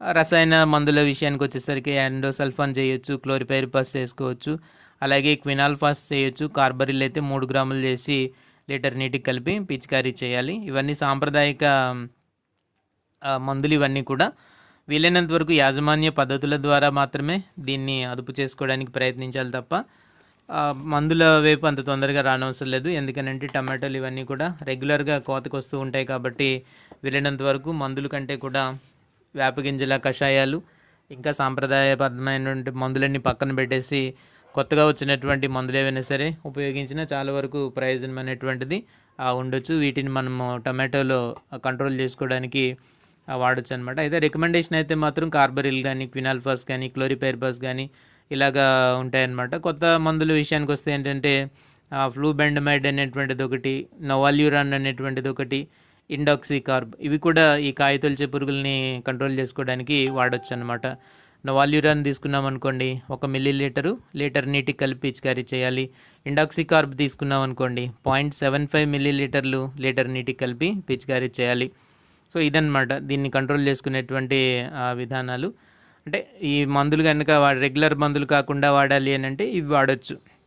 నోవాల్యూరాన్ కానీ, ఫ్లూబెండమైడ్ కానీ, లేకపోతే ఇండాక్సికార్బ్ కానీ ఈ మందుల్ని కాయతొలిచే పురుగుల నివారణ కోసం మనం ఉపయోగించవచ్చు అన్నమాట. ఇది తర్వాత కీటకం ఏంటంటే సూది పురుగు, లేకపోతే పిన్ వామ్ అంటాం. శ్రీధర్ గౌడ్ ఇది చెప్తున్నారు ఇక్కడ.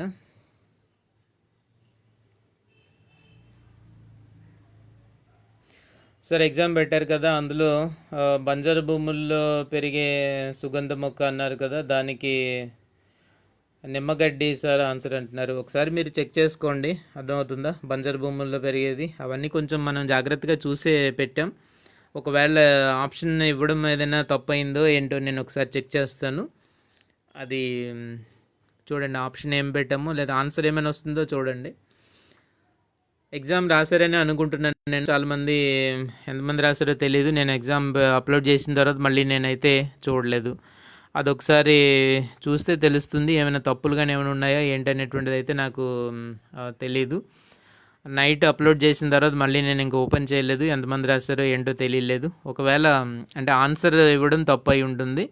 అది ఒకసారి మనం చూస్తే సరిపోతుంది అనమాట. ఆన్సర్ ఏమని ఇచ్చామో ఒకసారి చూడండి. ఒకవేళ ఇదైతే దాన్ని కరెక్షన్ అయితే చేద్దాం. సరే, అయితే లాస్ట్ ఇంపార్టెంట్ పెస్ట్ ఉంది, అది చెప్తాను. ఇది ఇంపార్టెంట్ అనమాట. ఇది ఇంతవరకు మనం ఇంతవరకు చదువుకోలేనిది, కొత్తగా వచ్చినటువంటిది అనమాట. ఇది జాగ్రత్తగా వినండి. ఇది అయిపోయిన తర్వాత ఇంకేమైనా క్వశ్చన్స్ ఉంటే ఈలోపు మీరు పెట్టండి. నేను చివరిలో అంత అయిపోయిన తర్వాత ఒకటి ఆన్సర్ చేస్తాను.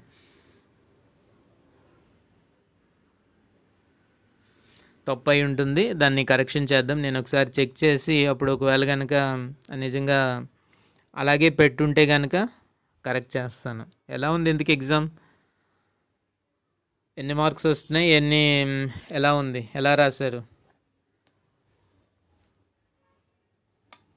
అవన్నీ కామెంట్స్ పెట్టండి. ఇదిగో ఒక పెస్ట్ ఉందన్నమాట, చాలా ఇంపార్టెంట్ అయినటువంటి పెస్ట్ ఒకటి ఉంది, అది నేను చెప్పేసిన తర్వాత దీన్ని ముగించేద్దాం.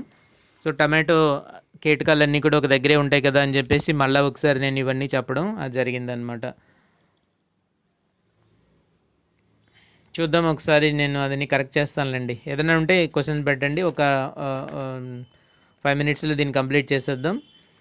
సూది పురుగు అనేటువంటిది టొమాటో పంట నాశించే దాంట్లో ఇంకొక ముఖ్యమైనటువంటి కీటకం ఏంటంటే సూది పురుగు. దీన్నే పిన్వామ్ అని చెప్తున్నారు అనమాట. శాస్త్రీయనామం వచ్చేసరికి టియోటా అబ్సల్యూటా. టియోటా అబ్సల్యూటా కొత్తగా వచ్చిన లేటెస్ట్ దాంట్లో ఉంటున్నాయి ఇవన్నీ కూడా. టియోటా అబ్సల్యూటా అనమాట. క్రమం వచ్చేసరికి లెపిడాప్టెరా. సో ఈ పురుగు ఏంటంటే ప్రపంచం అంతా కూడా విస్తరించబడి ఉంది. మన దేశంలో అయితే 2014లో దీన్ని గమనించారు, పిన్వామ్ అనేటువంటిది. టమాటాలో పిన్వామ్ అనమాట, టియోటా అబ్సల్యూటా. మన దేశంలో 2014లో దీన్ని గమనించడం జరిగింది. దక్షిణ అమెరికా నుండి యూరోప్లోని వివిధ దేశాలకు, ఆఫ్రికా ఖండమంతా కొత్తగా ప్రవేశించబడిన తర్వాత మన దేశంలోకి ఇవి ప్రవేశించాయి. సో ఎలాగైతే మనకి వైరస్లు ఇలాంటివన్నీ కూడా దేశాలు తిరుగుతూ ప్రవేశిస్తున్నాయో, అలాగే ఈ కీటకాలు కూడా దేశాల నుంచి మన దేశంలోకి ప్రవేశిస్తూ ఉంటుంటాయి. అలాగ ప్రవేశించిన దాంట్లో ఇది కూడా ఒకటి అనమాట, సూది పురుగు లేదా పిన్వామ్ అని దీన్ని అంటారనమాట. ఇది జాగ్రత్తగా వినండి, ఎవరైతే అగ్రిసెట్ రాస్తున్నారో వాళ్ళకి చాలా ఇంపార్టెంట్ ఇది. కొత్తగా సిలబస్లో యాడ్ చేసినటువంటి ప్రశ్నలు ఏవైతే ఉన్నాయో అవన్నీ కూడా దాంట్లో నుంచి ఎక్కువ ప్రశ్నలు రావడానికి అవకాశం ఉంటుంది. ఈ పురుగు విపరీతంగా ఆశించడం వల్ల గ్రీన్ హౌస్లో పొలాల్లో పండించే టమాటో పంటకి 90% వరకు నష్టం అనేటువంటిది కలుగుతూ ఉంటుంది. 90% నష్టం కలుగుతూ ఉంటుందన్నమాట దిగుబడుల్లో. ఇది కూడా పర్సంటేజ్ అనేటువంటిది రాసుకోవాలి. అలాగే గ్రీన్ హౌస్ల్లో కూడా అటాక్ చేసేటువంటి కీటకం ఏది అని అంటే దీని పేరు మనం చెప్పుకోవచ్చు. టమాటో పంటలో గ్రీన్ హౌస్లో కూడా నష్టపరిచేది ఏంటంటే పిన్వామ్ అనమాట. సో పొలాల్లో పండించే పంటకి, గ్రీన్ హౌస్లో పండించేటువంటి పంటకి కూడా ఎక్కువ నష్టాన్ని కలిగించేది పిన్వామ్ అంటాం. దీనివల్ల దిగుబడి దాదాపు 90% వరకు నష్టం జరుగుతూ ఉంటుంది. పండ్లు వచ్చేసరికి నాణ్యత కోల్పోతూ ఉంటాయన్నమాట. దీన్ని ఎలా గుర్తించాలి అనేది మనం చూస్తే కనుక, దీని తాలూకు గుడ్లు స్తూపాకారంలో ఉంటాయి, చిన్నవిగా ఉంటాయి, తెలుపు నుండి పసుపు రంగులో ఉంటాయన్నమాట గుడ్లు. వీటి తాలూకు తల్లి పురుగులు మనం చూస్తే ఏంటంటే ఆకుల తాలూకు క్రింది భాగంలో కానీ కాండం పైన కానీ గుడ్లు పెడుతూ ఉంటుంటాయి. ఈ గుడ్ల నుంచి 4 నుంచి 8 రోజుల్లో పిల్ల పురుగులు బయటకు వస్తూ ఉంటాయి. పిన్వమ్ అనే ఒకటి గుర్తుపెట్టుకోండి, టమాటోలో వచ్చేటటువంటి పిన్వమ్ అనమాట. ఇది కొత్తగా మనకి యాడ్ చేసినటువంటి పెస్ట్. దీని మీద బిట్స్ రావడానికి ఎక్కువ అవకాశం ఉంటుంది.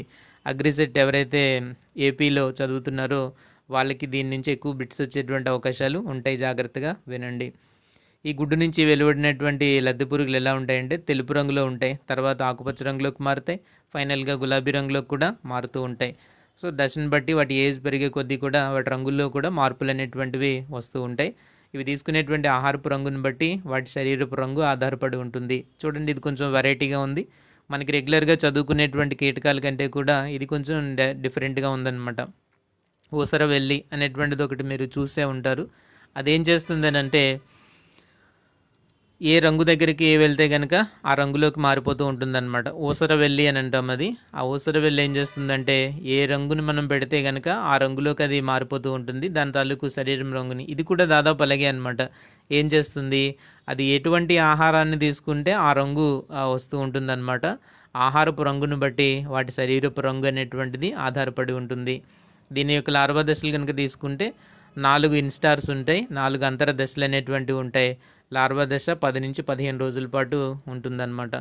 ఈ ప్యూపా దశకు వచ్చేసరికి ఏంటంటే నేలలో లేదా ఆకులపైన లేదా ఆకులలో పురుగు తొలిచినటువంటి సొరంగాల్లో ఇది చేరుతూ ఉంటుంది. ఆ తర్వాత ఏంటంటే ఆకుపచ్చ రంగులో ఉంటుంది, క్రమేణా గోధుమ రంగుకి మారిపోతూ ఉంటుంది ప్యూపా. సో ప్యూపా కూడా అలాగే అనమాట. ఇది కూడా రంగు మార్చుకుంటూ ఉంటుంది. మొదట అయితే ఆకుపచ్చ రంగులో ఉంటుంది, ఆ తర్వాత గోధుమ రంగులోకి మారుతూ ఉంటుందన్నమాట. ప్యూపా దశ వచ్చేసరికి 10 రోజులు అనేటువంటిది ఉంటుంది ప్యూపా దశ. రెక్కల పురుగు వచ్చి వెండి బూడిద రంగులో పొలుసులతో ఉంటుంది. సో అన్నీ మనకి డిస్క్రిప్షన్ చాలా క్లియర్గా ఇచ్చారు. గుడ్లు ఏ విధంగా ఉంటాయి, లార్వాలు ఏ విధంగా ఉంటాయి, ప్యూపాలు ఏ విధంగా ఉంటాయి, అలాగే రెక్కల పురుగులు అనేటువంటివి ఏ విధంగా ఉంటాయి అనేటువంటిది అంతా ఇచ్చారు. 250 గుడ్లు తన జీవితకాలంలో పెడుతుంది. సంవత్సరంలో 12 తరాలు పూర్తి చేసుకుంటుంది. నేను ఒకటి చెప్పాను మీకు, తరాలు అనేటువంటి టాపిక్ ఒకటి రాసుకోండి అని చెప్పాను. మనకి షుగర్ కేన్లో ప్రతి పెస్ట్కి కూడా తరాలు ఇచ్చుంటారు, అది ఎన్ని తరాలు కంప్లీట్ చేసుకుంటుంది, ఇన్ని తరాలు అని చెప్పి. దానికి అడిషనల్గా కొన్ని మనం యాడ్ చేసుకున్నాం, వేరు పురుగు కావచ్చు, లేకపోతే ఎర్ర గొంగలి పురుగు కావచ్చు, అవన్నీ ఒక్కొక్క తరం అనమాట. 6 తరాలు ఏంటి, 5 తరాలు ఏంటి, ఇలాగ తరాలన్నీ కూడా ఒక దగ్గర మనం నోట్ చేసుకోవాలి. ఇది వచ్చేసరికి ఏంటంటే టొమాటోలో పిన్వామ్ వచ్చేసరికి దాదాపు 12 తరాలని ఇది పూర్తి చేసుకుంటూ ఉంటుందన్నమాట. చలికాలంలో గుడ్డు లేదా ప్యూపా దశల్లో సుప్తావస్థకి చేరుకోవడం అనేటువంటిది జరుగుతూ ఉంటుంది. ఒక్క నిమిషం, 1 minute బ్రేక్ తీసుకోండి, నేను మళ్ళీ వస్తాను. ఒక్క నిమిషం లైన్లోనే ఉండండి.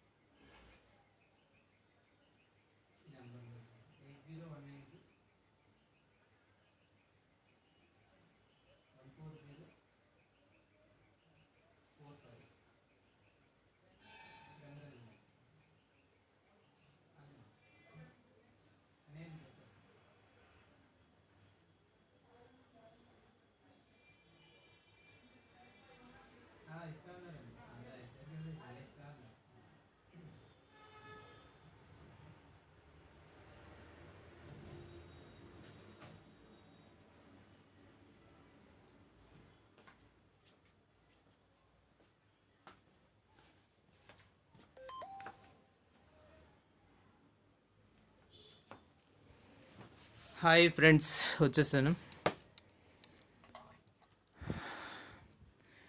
రోజుకి మన అటెండెన్స్ బాగా పడిపోతుంది, చాలా తక్కువ మంది ఉన్నారు. తర్వాత చూసేవాళ్ళు చాలామంది ఎక్కువ ఉన్నారు. లైవ్లో చూసేటువంటి వాళ్ళు చాలా తక్కువ మంది ఉంటున్నారు, తర్వాత చూసేటువంటి వాళ్ళు చాలా ఎక్కువ మంది ఉన్నారు అనమాట. దాదాపు ప్రతి క్లాస్కి కూడా దాదాపుగా మనం చూసేటట్టయితే ఒక అంటే డిఫరెంట్ గ్రూప్స్లో నేను దీన్ని అంతటిని కూడా షేర్ చేస్తున్నాను. ఎక్కువ మందే చూస్తున్నారు అనమాట. సరే, ఉపయోగించుకున్న వాళ్ళకి ఉపయోగించుకున్నంత, నేనైతే చెప్పడం మాత్రం ఆపను. ఎవరు ఉపయోగించుకుంటే వాళ్ళకి మంచిది. ఇక్కడే సక్సెస్ ఫెయిల్యూర్ అనేటువంటిది ఇక్కడే ఆధారపడి ఉంటుంది అనమాట. స్టూడెంట్స్ ఏం చేస్తుంటారంటే జనరల్గా వాళ్ళు డిసైడ్ అయిపోతారా, ఇది ఎందుకురా బాబు, మనకి చెప్పిందే మళ్ళీ మళ్ళీ చెప్తున్నారు, ఇది అవసరం లేదనుకుని. ఏమో దాంట్లోనే ఎటువంటి బిట్స్ అనేటువంటివి ఉంటాయో. సో ఈ జడ్జిమెంట్ అనేటువంటిది స్టూడెంట్స్కి రాదనమాట.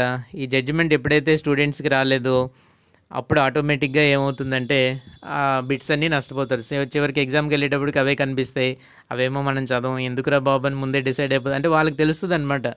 ఒక్కో స్టూడెంట్ ఎలా అనుకుంటాడంటే నేను అనుకున్న దాంట్లోనే ఇచ్చేయాలి అని అనుకుంటారనమాట. కాబట్టి అక్కడే తేడా వస్తూ ఉంటుంది. ఈ జడ్జిమెంట్స్ అన్నీ ఏమీ లేకుండా మొదటి పేజీ నుంచి చివరి పేజీ వరకు ఎవరైతే అంటే ఈ వేరియేషన్ లేకుండా చదువుతారో వాళ్ళకి అన్నీ వస్తుంటాయి అన్నమాట. చూస్తున్నాను చాలా కొద్ది రోజులుగా మనం చూస్తుంటే ఏంటంటే కొంచెం వచ్చేటువంటి వాళ్ళు అందరూ ఎందుకులే తర్వాత చూద్దాం ఆ టైప్లో అవుతుందన్నమాట. లైవ్ ఎప్పుడు కూడా లైవే, కాబట్టి ఏదైనా మీకు డౌట్స్ ఉండేటప్పుడు అడగడానికి అవకాశం ఉంటుంది. ఇది కొద్దిగా మిగిలిన వాళ్ళందరూ కూడా షేర్ చేసుకుంటే మంచిది. ఫేస్బుక్ అనేటువంటిది ఈ రోజుల్లో అందరికీ అకౌంట్ ఉంటుంది కాబట్టి ఇదే బెటర్ అని నేనైతే అనుకున్నాను. కాబట్టి ఈ మాధ్యమంలో నేను వస్తున్నాను అనమాట. అందరికీ ఎలా ఉంది అని అంటే జూమ్ పెడితే బాగుండు, లేకపోతే అది పెడితే బాగుండు, ఇది పెడితే బాగుండు. దాంట్లో ఆల్రెడీ జరుగుతున్నాయి, యూనివర్సిటీలో క్లాసులు అన్నీ జరుగుతున్నాయి, ఎంతమంది అటెండ్ అవుతున్నారు ఏంటి అనేటువంటివి అన్నీ కూడా మనకి తెలిసినవే. అనేక సమస్యలు ఉంటాయి జూమ్ అప్లికేషన్స్, వీటన్నిటిలోనూ కూడా నెట్వర్క్ సరిగ్గా ఉండదు, కొంత వినిపిస్తుంది, కొంత వినబడదు, చెప్పేటువంటి వాడికి అసలు కంటిన్యూటీ దెబ్బతింటూ ఉంటుంది, ఇలాంటివన్నీ ఉన్నాయి. ఇప్పుడు ఇక్కడ నేను చెప్పేటప్పుడు నన్ను డిస్టర్బ్ చేసేది ఎవరు లేరు, ఆటోమేటిక్గా మీరు వింటూ ఉంటారు. కాకపోతే దీన్ని స్టూడెంట్స్ కంటే ఎక్కువ రైతులు ఎక్కువ వింటున్నారనమాట. కనీసం వాళ్ళ కోసం మనమైనా చేయడం మంచిది. స్టూడెంట్స్ ఏంటంటే వాళ్ళన్నీ తెలిసిన వాళ్ళు కాబట్టి మనం వాళ్ళకి చెప్పాల్సినటువంటి అవసరం అయితే లేదు. ఇలాగన్నీ తెలుసుకున్నాం అనుకున్న వాళ్ళందరూ కూడా దాని తాలూకు నష్టాలన్నీ తర్వాత అనుభవిస్తూ ఉంటారు. ఎవరైతే దీన్ని ఫాలో అవుతుంటారో వాళ్ళు సక్సెస్ అవుతూ ఉంటారు. కాబట్టి ఎప్పుడు మనం డిస్కరేజ్ అవ్వకూడదు. అందులో చెప్పేటువంటి వాళ్ళు మేము ముందుగా డిస్కరేజ్ అవ్వకూడదు. వీళ్ళు వచ్చారు, వాళ్ళు రాలేదు, అవన్నీ మనకు అనవసరం. ఎవరు వచ్చినా రాకపోయినా ఈ క్లాసులన్నీ కూడా ఇలా చెప్తాను అనుకున్న రోజులు నేను చెప్పడానికి ప్రయత్నం చేస్తాను. వీలైనంత వరకు ఈ ఎంటమాలజీ అంతా ఈ క్లాసులన్నీ ఇక్కడ ఉంచే ప్రయత్నం అయితే నేను చేస్తాను. అదొక పెద్ద సబ్జెక్టు, అదంతా ఇది దాన్ని మనం చెప్పుకోలేమని కొంతమంది, చెప్పలేక కొంతమంది, చెప్పడం రాక కొంతమంది ఉంటున్నారు. కాబట్టి కొంచెం గైడెన్స్ లాగైనా ఉంటుందన్నమాట.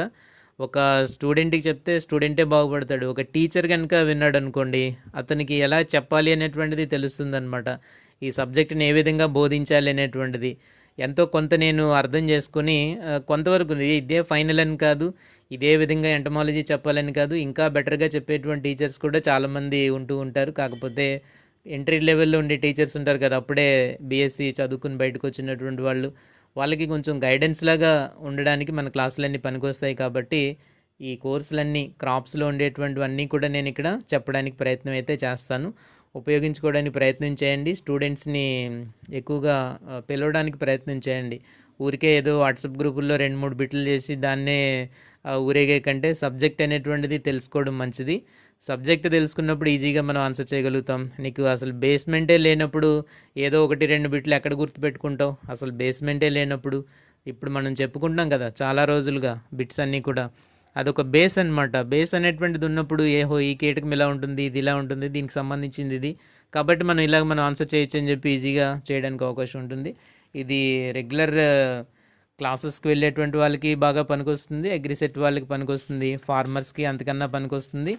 ఎవరైతే కొత్తగా టీచింగ్లోకి వచ్చినటువంటి వాళ్ళు ఉన్నారో వాళ్ళకి అంతకంటే ఎక్కువగా బాగా ఇవి పనికొస్తూ ఉంటాయన్నమాట.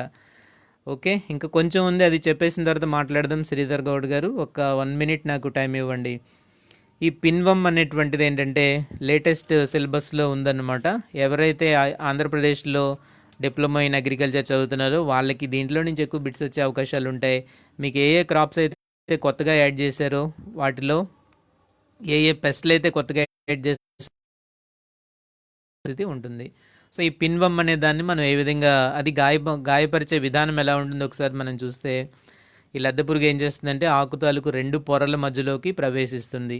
ఆకు తొలుచు పురుగు అని ఇంతకుముందు నేను చెప్పాను కదా, ఆ విధంగా 2 పొరల మధ్యలోకి ప్రవేశిస్తుంది. దాన్ని తొలుచుకుంటూ వెళ్ళి పత్రహరితాన్ని అది గోకి తింటూ ఉంటుందన్నమాట.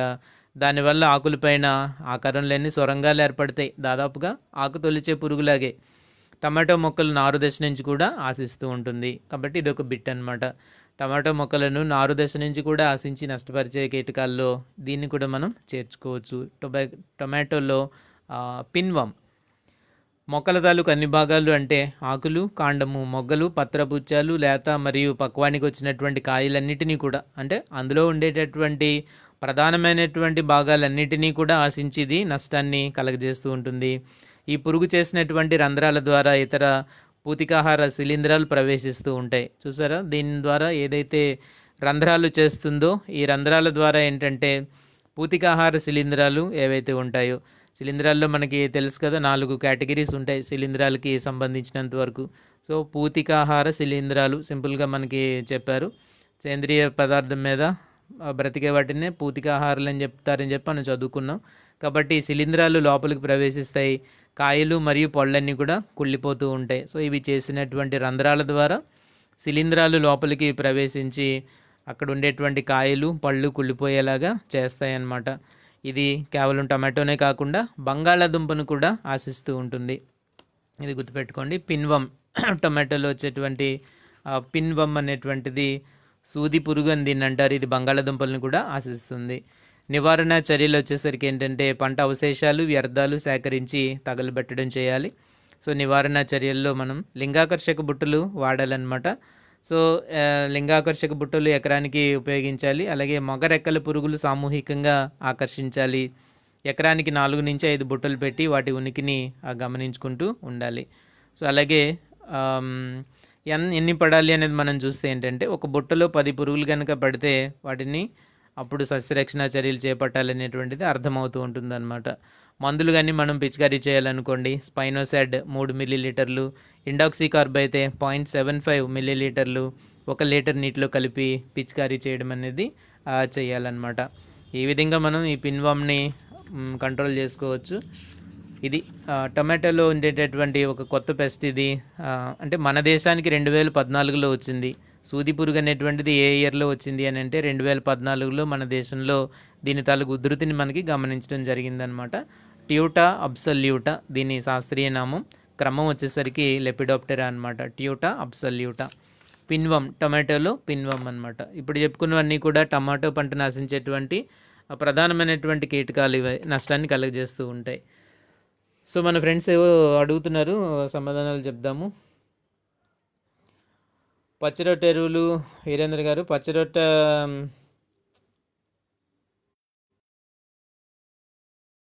అవును పూత దశలోనే దున్నాలి. అంటే ఆన్సర్ అందులో మీకు ఇండికేట్ చేయలేదేమో, చేద్దాం.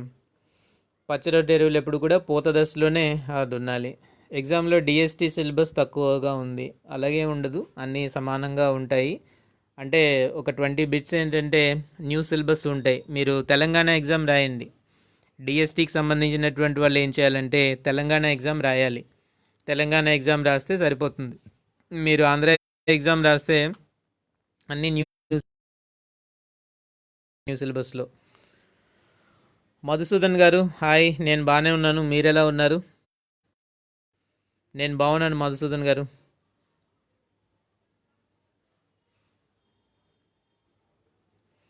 శ్రీధర్ గౌడ్ గారు, ఎటువంటి పురుగులు మరియు తెగుళ్ళు లేని సుగంధ తైల మొక్క ఆన్సర్ చెప్పాను. అందులో లేదా? అందులో ఇవ్వలేదండి, దాంట్లో మనం ఇవ్వలేదా ఆన్సర్ ఏది కూడా?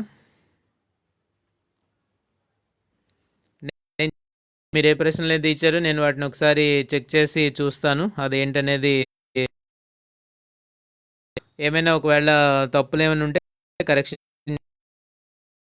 ఒకసారి నేను చూస్తాను. అవి అలాగే ఉంటే కనుక మార్పు చేసే పరిస్థితి చేద్దాం. బంజరు భూముల్లో పెరిగే సుగంధ మొక్క అనేటువంటితోటి కొన్ని బిట్స్ కొంచెం వివాదాస్పదంగా ఉంటాయి. మిగతావన్నీ ఎలా ఉన్నాయి అవి చెప్పండి. మిగిలినటువంటి బిట్స్ అన్ని ఎలా ఉన్నాయి, ఎంత వచ్చే మార్క్స్ ఏంటి అనేటువంటిది ఒకసారి చెప్పుకోవాలి. అవన్నీ ఆన్సర్ చేస్తారా లేదా ఒకసారి చూడండి. కొంచెం కొత్త బిట్స్ అన్నీ కూడా ఇవ్వడం జరిగింది కాబట్టి అవన్నీ ఎలా ఉన్నాయి ఏంటి రాయగలిగారా లేదా నేను చూస్తాను ఇప్పుడు. అందులో 100 బిట్స్ మనం సులువుగా రాయాల్సినటువంటి బిట్స్ అనమాట. కాకపోతే అవన్నీ తెలియకుండా మిగతా పరీక్షలన్నీ రాసేస్తాం అనుకోవడం చాలా కష్టం, చాలా ఇదనమాట. కాబట్టి సులువుగా ఉండేటువంటి బిట్స్లోనే ఉంటాయి కాబట్టి బేసిక్గా అడిగేటువంటి బిట్స్ అవన్నీ కూడా. కాబట్టి వాటిని మనం బాగా ఆన్సర్ చేయగలిగితే మీకు ఆన్సర్ చేయగలిగిన. పెట్టలేదు అని అంటున్నారు, పెట్టిన తర్వాత రెస్పాన్స్ ఎలా ఉంటుందో చూద్దాము. వేరే సైట్స్లో కూడా కొంతమంది ఇవే తీసుకెళ్ళి పెడుతున్నారు అనమాట. దానివల్ల పాత పేపర్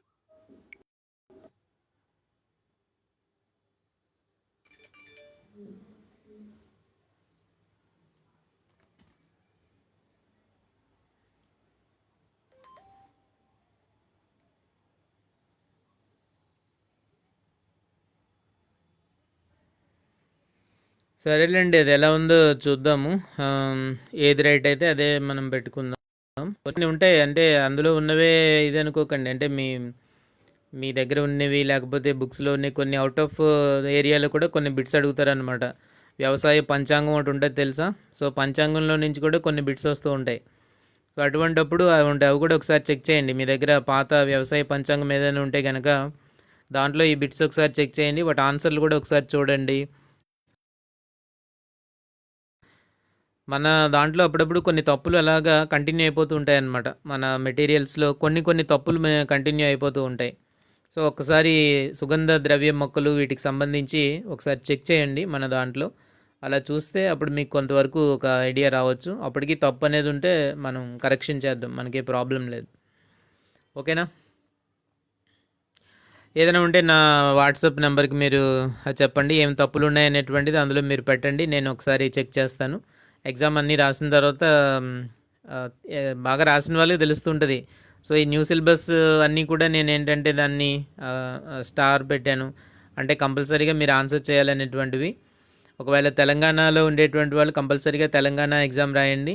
ఆంధ్రాలో వాళ్ళు మాత్రమే ఆంధ్ర ఎగ్జామ్ అటెంప్ట్ చేయండి. అలాగే డిఎస్టీ వాళ్ళు మాత్రం తెలంగాణ ఎగ్జామ్ రాయండి. డిఎస్టీ ఎవరైతే చదువుతున్నారో వాళ్ళు తెలంగాణ ఎగ్జామ్ రాయండి. అందులో కొన్ని బిట్స్ అనేటువంటివి వస్తాయి. ఓన్లీ సీడు దానికి సంబంధించిన సబ్జెక్ట్స్లో బిట్స్ తప్ప మిగిలిన అగ్రానమీ కానీ, సాయిల్ సైన్స్, అలాగే ఎంటమాలజీ, పెథాలజీ ఈ పార్ట్స్ అన్నీ కవర్ అవుతాయి అన్నమాట. మీకు అగ్రానమీ, ఎంటమాలజీ, పెథాలజీ అలాగే ఈ పార్ట్స్ అన్నీ కూడా మీకు కవర్ అవుతాయి. ఎక్స్టెన్షన్ కూడా కవర్ అవుతుంది.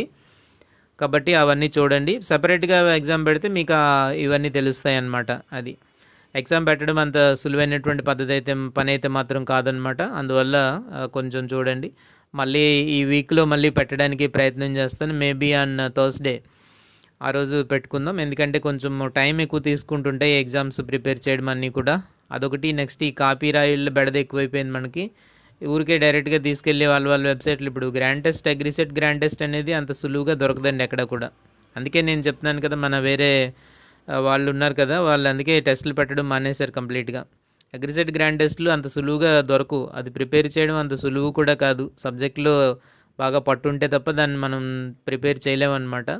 కాబట్టి కొంచెం గమనించాలి మీరు. అంటే సులువుగా మాట్లాడడానికి అయితే లేదు ఒక గ్రాండ్ టెస్ట్ గురించి. ఓకే. ఈరోజు అంటే మీరు ఏ ఎగ్జామ్ రాశారు? ఇది ఏపీ ఎగ్జామ్ రాశారా? అలాగే ఉంటాయి, కొంచెం డిఫికల్టీ లెవెల్స్ ఉంటూ ఉంటాయి అన్నమాట. అప్పుడప్పుడు చెప్పాను కదా, అన్ని రకాలుగాను ప్రాక్టీస్ చేసేటువంటివన్నీ కూడా ఇవి బేసిక్ ప్రశ్నలు. అర్థమవుతుందా? ఇవన్నీ ఇప్పుడు ఈరోజు ఇచ్చినవన్నీ కూడా బేసిక్స్ అన్నమాట. అన్నీ మనకి బాగా వచ్చినట్టే ఉంటాయి. చాలా సందర్భాల్లో తప్పులు రాస్తుంటారు. ఇలాంటి పేపర్లు ఎగ్జామ్లో చాలా తప్పులు చేస్తుంటారు అనమాట. మనకి మామూలుగా అయితే మాత్రం అంత ఇది ఉండదు కానీ రాసేస్తాం అనుకుంటాం. కానీ కొన్ని సందర్భాల్లో వీటిలోనే చాలా తప్పులు అనేటువంటివి చేస్తూ ఉంటారనమాట. కాబట్టి ఇప్పుడు ఏదైతే పేపర్ పెట్టానో అందులో ఏది ఇచ్చినా సరే 100 మార్క్స్ ఉన్నాయనుకోండి, 100కి 100 ఈజీగా వచ్చేయాలి. 100కి మనం పెట్టాము అని అంటే 100కి 100 కూడా ఈజీగా వచ్చేయాలన్నమాట. అది ఇంపార్టెంట్. అలాగా ప్రాక్టీస్ చేయాలి. అందుకే వీటిని ప్రాక్టీస్ టెస్ట్లు అని చెప్పాము. సులువుగానే ఉంది, కష్టంగా ఉంటే తప్ప అది ఎగ్జామ్ కాదు అలాంటివన్నీ అనుకోకండి. ఏదైనా సరే ఎగ్జామే, ఏదైనా సరే ప్రశ్నే. కాబట్టి ఒక చిన్న ప్రశ్న కూడా చాలు మన ర్యాంక్ మారిపోవడానికి. ఓకేనండి. సరే, అయితే ఏదైనా ఉంటే నా వాట్సాప్కి మీరు మెసేజ్ పెట్టండి. దాన్ని బట్టి చూసుకుందాం. ఏదైనా మార్చాలి అని అంటే అందులో నేను ఏమైనా చేంజ్ అయితే చేస్తాను. సో నా వాట్సాప్ నెంబర్ పెట్టుకోండి, 8125443163 వాట్సాప్ నెంబర్ ఇది. 8125443163 అనేటువంటిది వాట్సాప్ నెంబర్. ఏదైనా ఉంటే దానికి మెసేజ్ చేయండి, నేను చెక్ చేస్తాను ఎప్పుడైనా ఒకప్పుడు. సో మళ్ళీ మనం రేపు చెప్పుకుందాం. రేపు కూడా ఈరోజు ఒక క్లాస్ అప్లోడ్ చేశాను, ఒక కమతం గురించి ఒక క్లాస్ అప్లోడ్ చేశాను. అది ఒకసారి మీరు చూడండి. ఎకనామిక్స్ క్లాసులు వరుసగా చేద్దామని చూస్తున్నాను అనమాట. వీరేంద్ర గారు, మీరే కదా ఎకనామిక్స్ అడిగారు. సో ఎకనామిక్స్ క్లాసులు కమతం దగ్గర నుంచి మిగతా పార్ట్ అంతా చేద్దామని అనుకుంటున్నాను. ఈ శ్రీధర్ గౌడ్ గారు 40 పేజీలు అంటున్నారు. అదేం నాకు అర్థం కావట్లేదు. సో ఆ 40 పేజీలు ఏంటో, టాపిక్స్ ఏంటో చెప్తే కొంచెమైనా అర్థమవుతుంది. కానీ లాస్ట్ 40 పేజీలు అలా చెప్తే నాకేం తెలుస్తుంది? మీరు ఏ 40 పేజీలు అనుకుంటున్నారో నాకైతే తెలియదు. ఇప్పుడు వస్తుంది కదండి. సో ఏ 40 పేజీలు అనుకుంటున్నారో నాకైతే తెలీదు. అదేదో కొంచెం క్లారిటీగా మెసేజ్ ఏదైనా చేయండి. అవన్నీ చేస్తాను. కమతం దగ్గర నుంచి లేటెస్ట్ న్యూ సిలబస్ అంతా కూడా క్లాసులు వరుసగా పెడతాను ప్రతిరోజు కూడా. అదే ప్రతిరోజైనా లేకపోతే వరుసగా చేసినప్పుడైనా సరే అప్లోడ్ చేస్తుంటాను. అరౌండ్ 10 minutes 15 minutes అలా క్లాస్ చేసి అప్లోడ్ చేద్దామనేటువంటిది నా ప్రయత్నం అనమాట. కాబట్టి చూద్దాం. ఓకే, సరే ఫ్రెండ్స్, వెళ్ళిపోదాం. ఈ రోజుకి ఇంక ఇక్కడితో చాలు. సండే క్లాస్ రాకూడదు అనుకున్నాను కానీ వచ్చేసాను అనమాట. టైం అయితే చాలా వేస్ట్ అయింది, ఎక్కువైపోయింది, అనుకున్న దానికంటే ఎక్కువైపోయింది అనమాట. మళ్ళీ మనం రేపు కలుసుకుందాం. బుజ్జి గారు, నెక్స్ట్ వీరేంద్ర గారు, శ్రీధర్ గౌడ్, ఎవరిది రషీద్ షేక్. ఏమండి క్లాస్ అయిపోయింది రషీద్ గారు. ఒకసారి క్లాస్ అంతా చెక్ చేయండి. మళ్ళీ ఏమైనా ఉంటే మీకు ఏమైనా డౌట్స్ ఉంటే కింద కామెంట్స్ పెట్టండి. వీలైనంత వరకు ఈ వీడియోలన్నీ కూడా షేర్ చేయండి అబ్బా, ఎన్నిసార్లు మీకు చెప్పాలి. వీలైనంత వరకు ఇవి షేర్ అనేది ఉంటుంది, అది షేర్ చేయండి. చేస్తే స్టూడెంట్స్ తెలుసుకోవడానికి ఉంటుంటుంది అనమాట. కాబట్టి స్టూడెంట్స్ ఎప్పుడు కూడా ఈ ట్రాప్స్లో పడిపోతుంటారు అనమాట. వీళ్ళ ఈ కోచింగ్ సెంటర్ల మాయలో, లేకపోతే వాళ్ళు ఏదో ఒకటి చిన్నది క్రియేట్ చేసి దాని చుట్టూ స్టూడెంట్స్ని తిప్పించుకుంటూ ఉంటుంటారు. సో ఆ మాయలో పడిపోవడం అనేటువంటిది ఇంకా రావట్లేదు. ఎంత ఫ్రీ కంటెంట్ మీకు అవైలబుల్గా ఉన్నా సరే, ఎప్పుడైనా సరే ఏదో ఉంది అనేటువంటి ఫీలింగ్ దయచేసి వదిలేండి. స్టూడెంట్స్ చెప్తున్నాను, అక్కడెక్కడో ఏదో ఉంది ఈ ఏదో ఉంది అనుకునే మొత్తం జీవితం అంతా సర్వనాశనం చేసుకుంటున్నారు. మీ అందుబాటులో ఉండేదాన్ని అంతా వదిలేస్తున్నారనమాట. మీ కాళ్ళ దగ్గరికి వచ్చిన దాన్ని వదిలిపెట్టి ఇంకో దానికి ఏదో ఉంది, అక్కడ ఏదో అవుతుంది, అక్కడికి వెళ్ళిపోతే మనకి ఇలాగ అంతా కూడా ఇదైపోతుంది, అటువంటివన్నీ ఉన్నాయి. ఎక్కడ ఏమీ లేదు. ఎనీ కోచింగ్ సెంటర్ అంతా కూడా ఒకే విధంగా ఉంటాయి. వాళ్ళు చెప్పేటువంటి సబ్జెక్ట్ మారదు, అక్కడ అంత ఇదేమి ఉండదు. ఇప్పుడు ఏ విధంగా చెప్పుకుంటున్నాం, సబ్జెక్ట్ అంతా ఇదే విధంగా చెప్పుకోవాలి. ఇది జనరల్గా జరిగేటువంటి, ఇంకేం కొత్తగా ఉంటుంది, ఇలా ఉంటుంటాయి అన్నమాట. కాబట్టి ఏదో ఉంది అనే ఫీలింగ్ ఎక్కడైనా సరే వదిలిపెట్టేసి దయచేసి మీ దగ్గరకు వచ్చేటువంటిది డైరెక్ట్గా వచ్చి మీ ఫోన్లోకి డైరెక్ట్గా మీ ఇయర్ ఫోన్లోకి వచ్చేస్తున్నాం. అంతకన్నా ఇంకేంటి, ఇలాంటి వాటన్నిటిని ఉపయోగించుకోండి దయచేసి.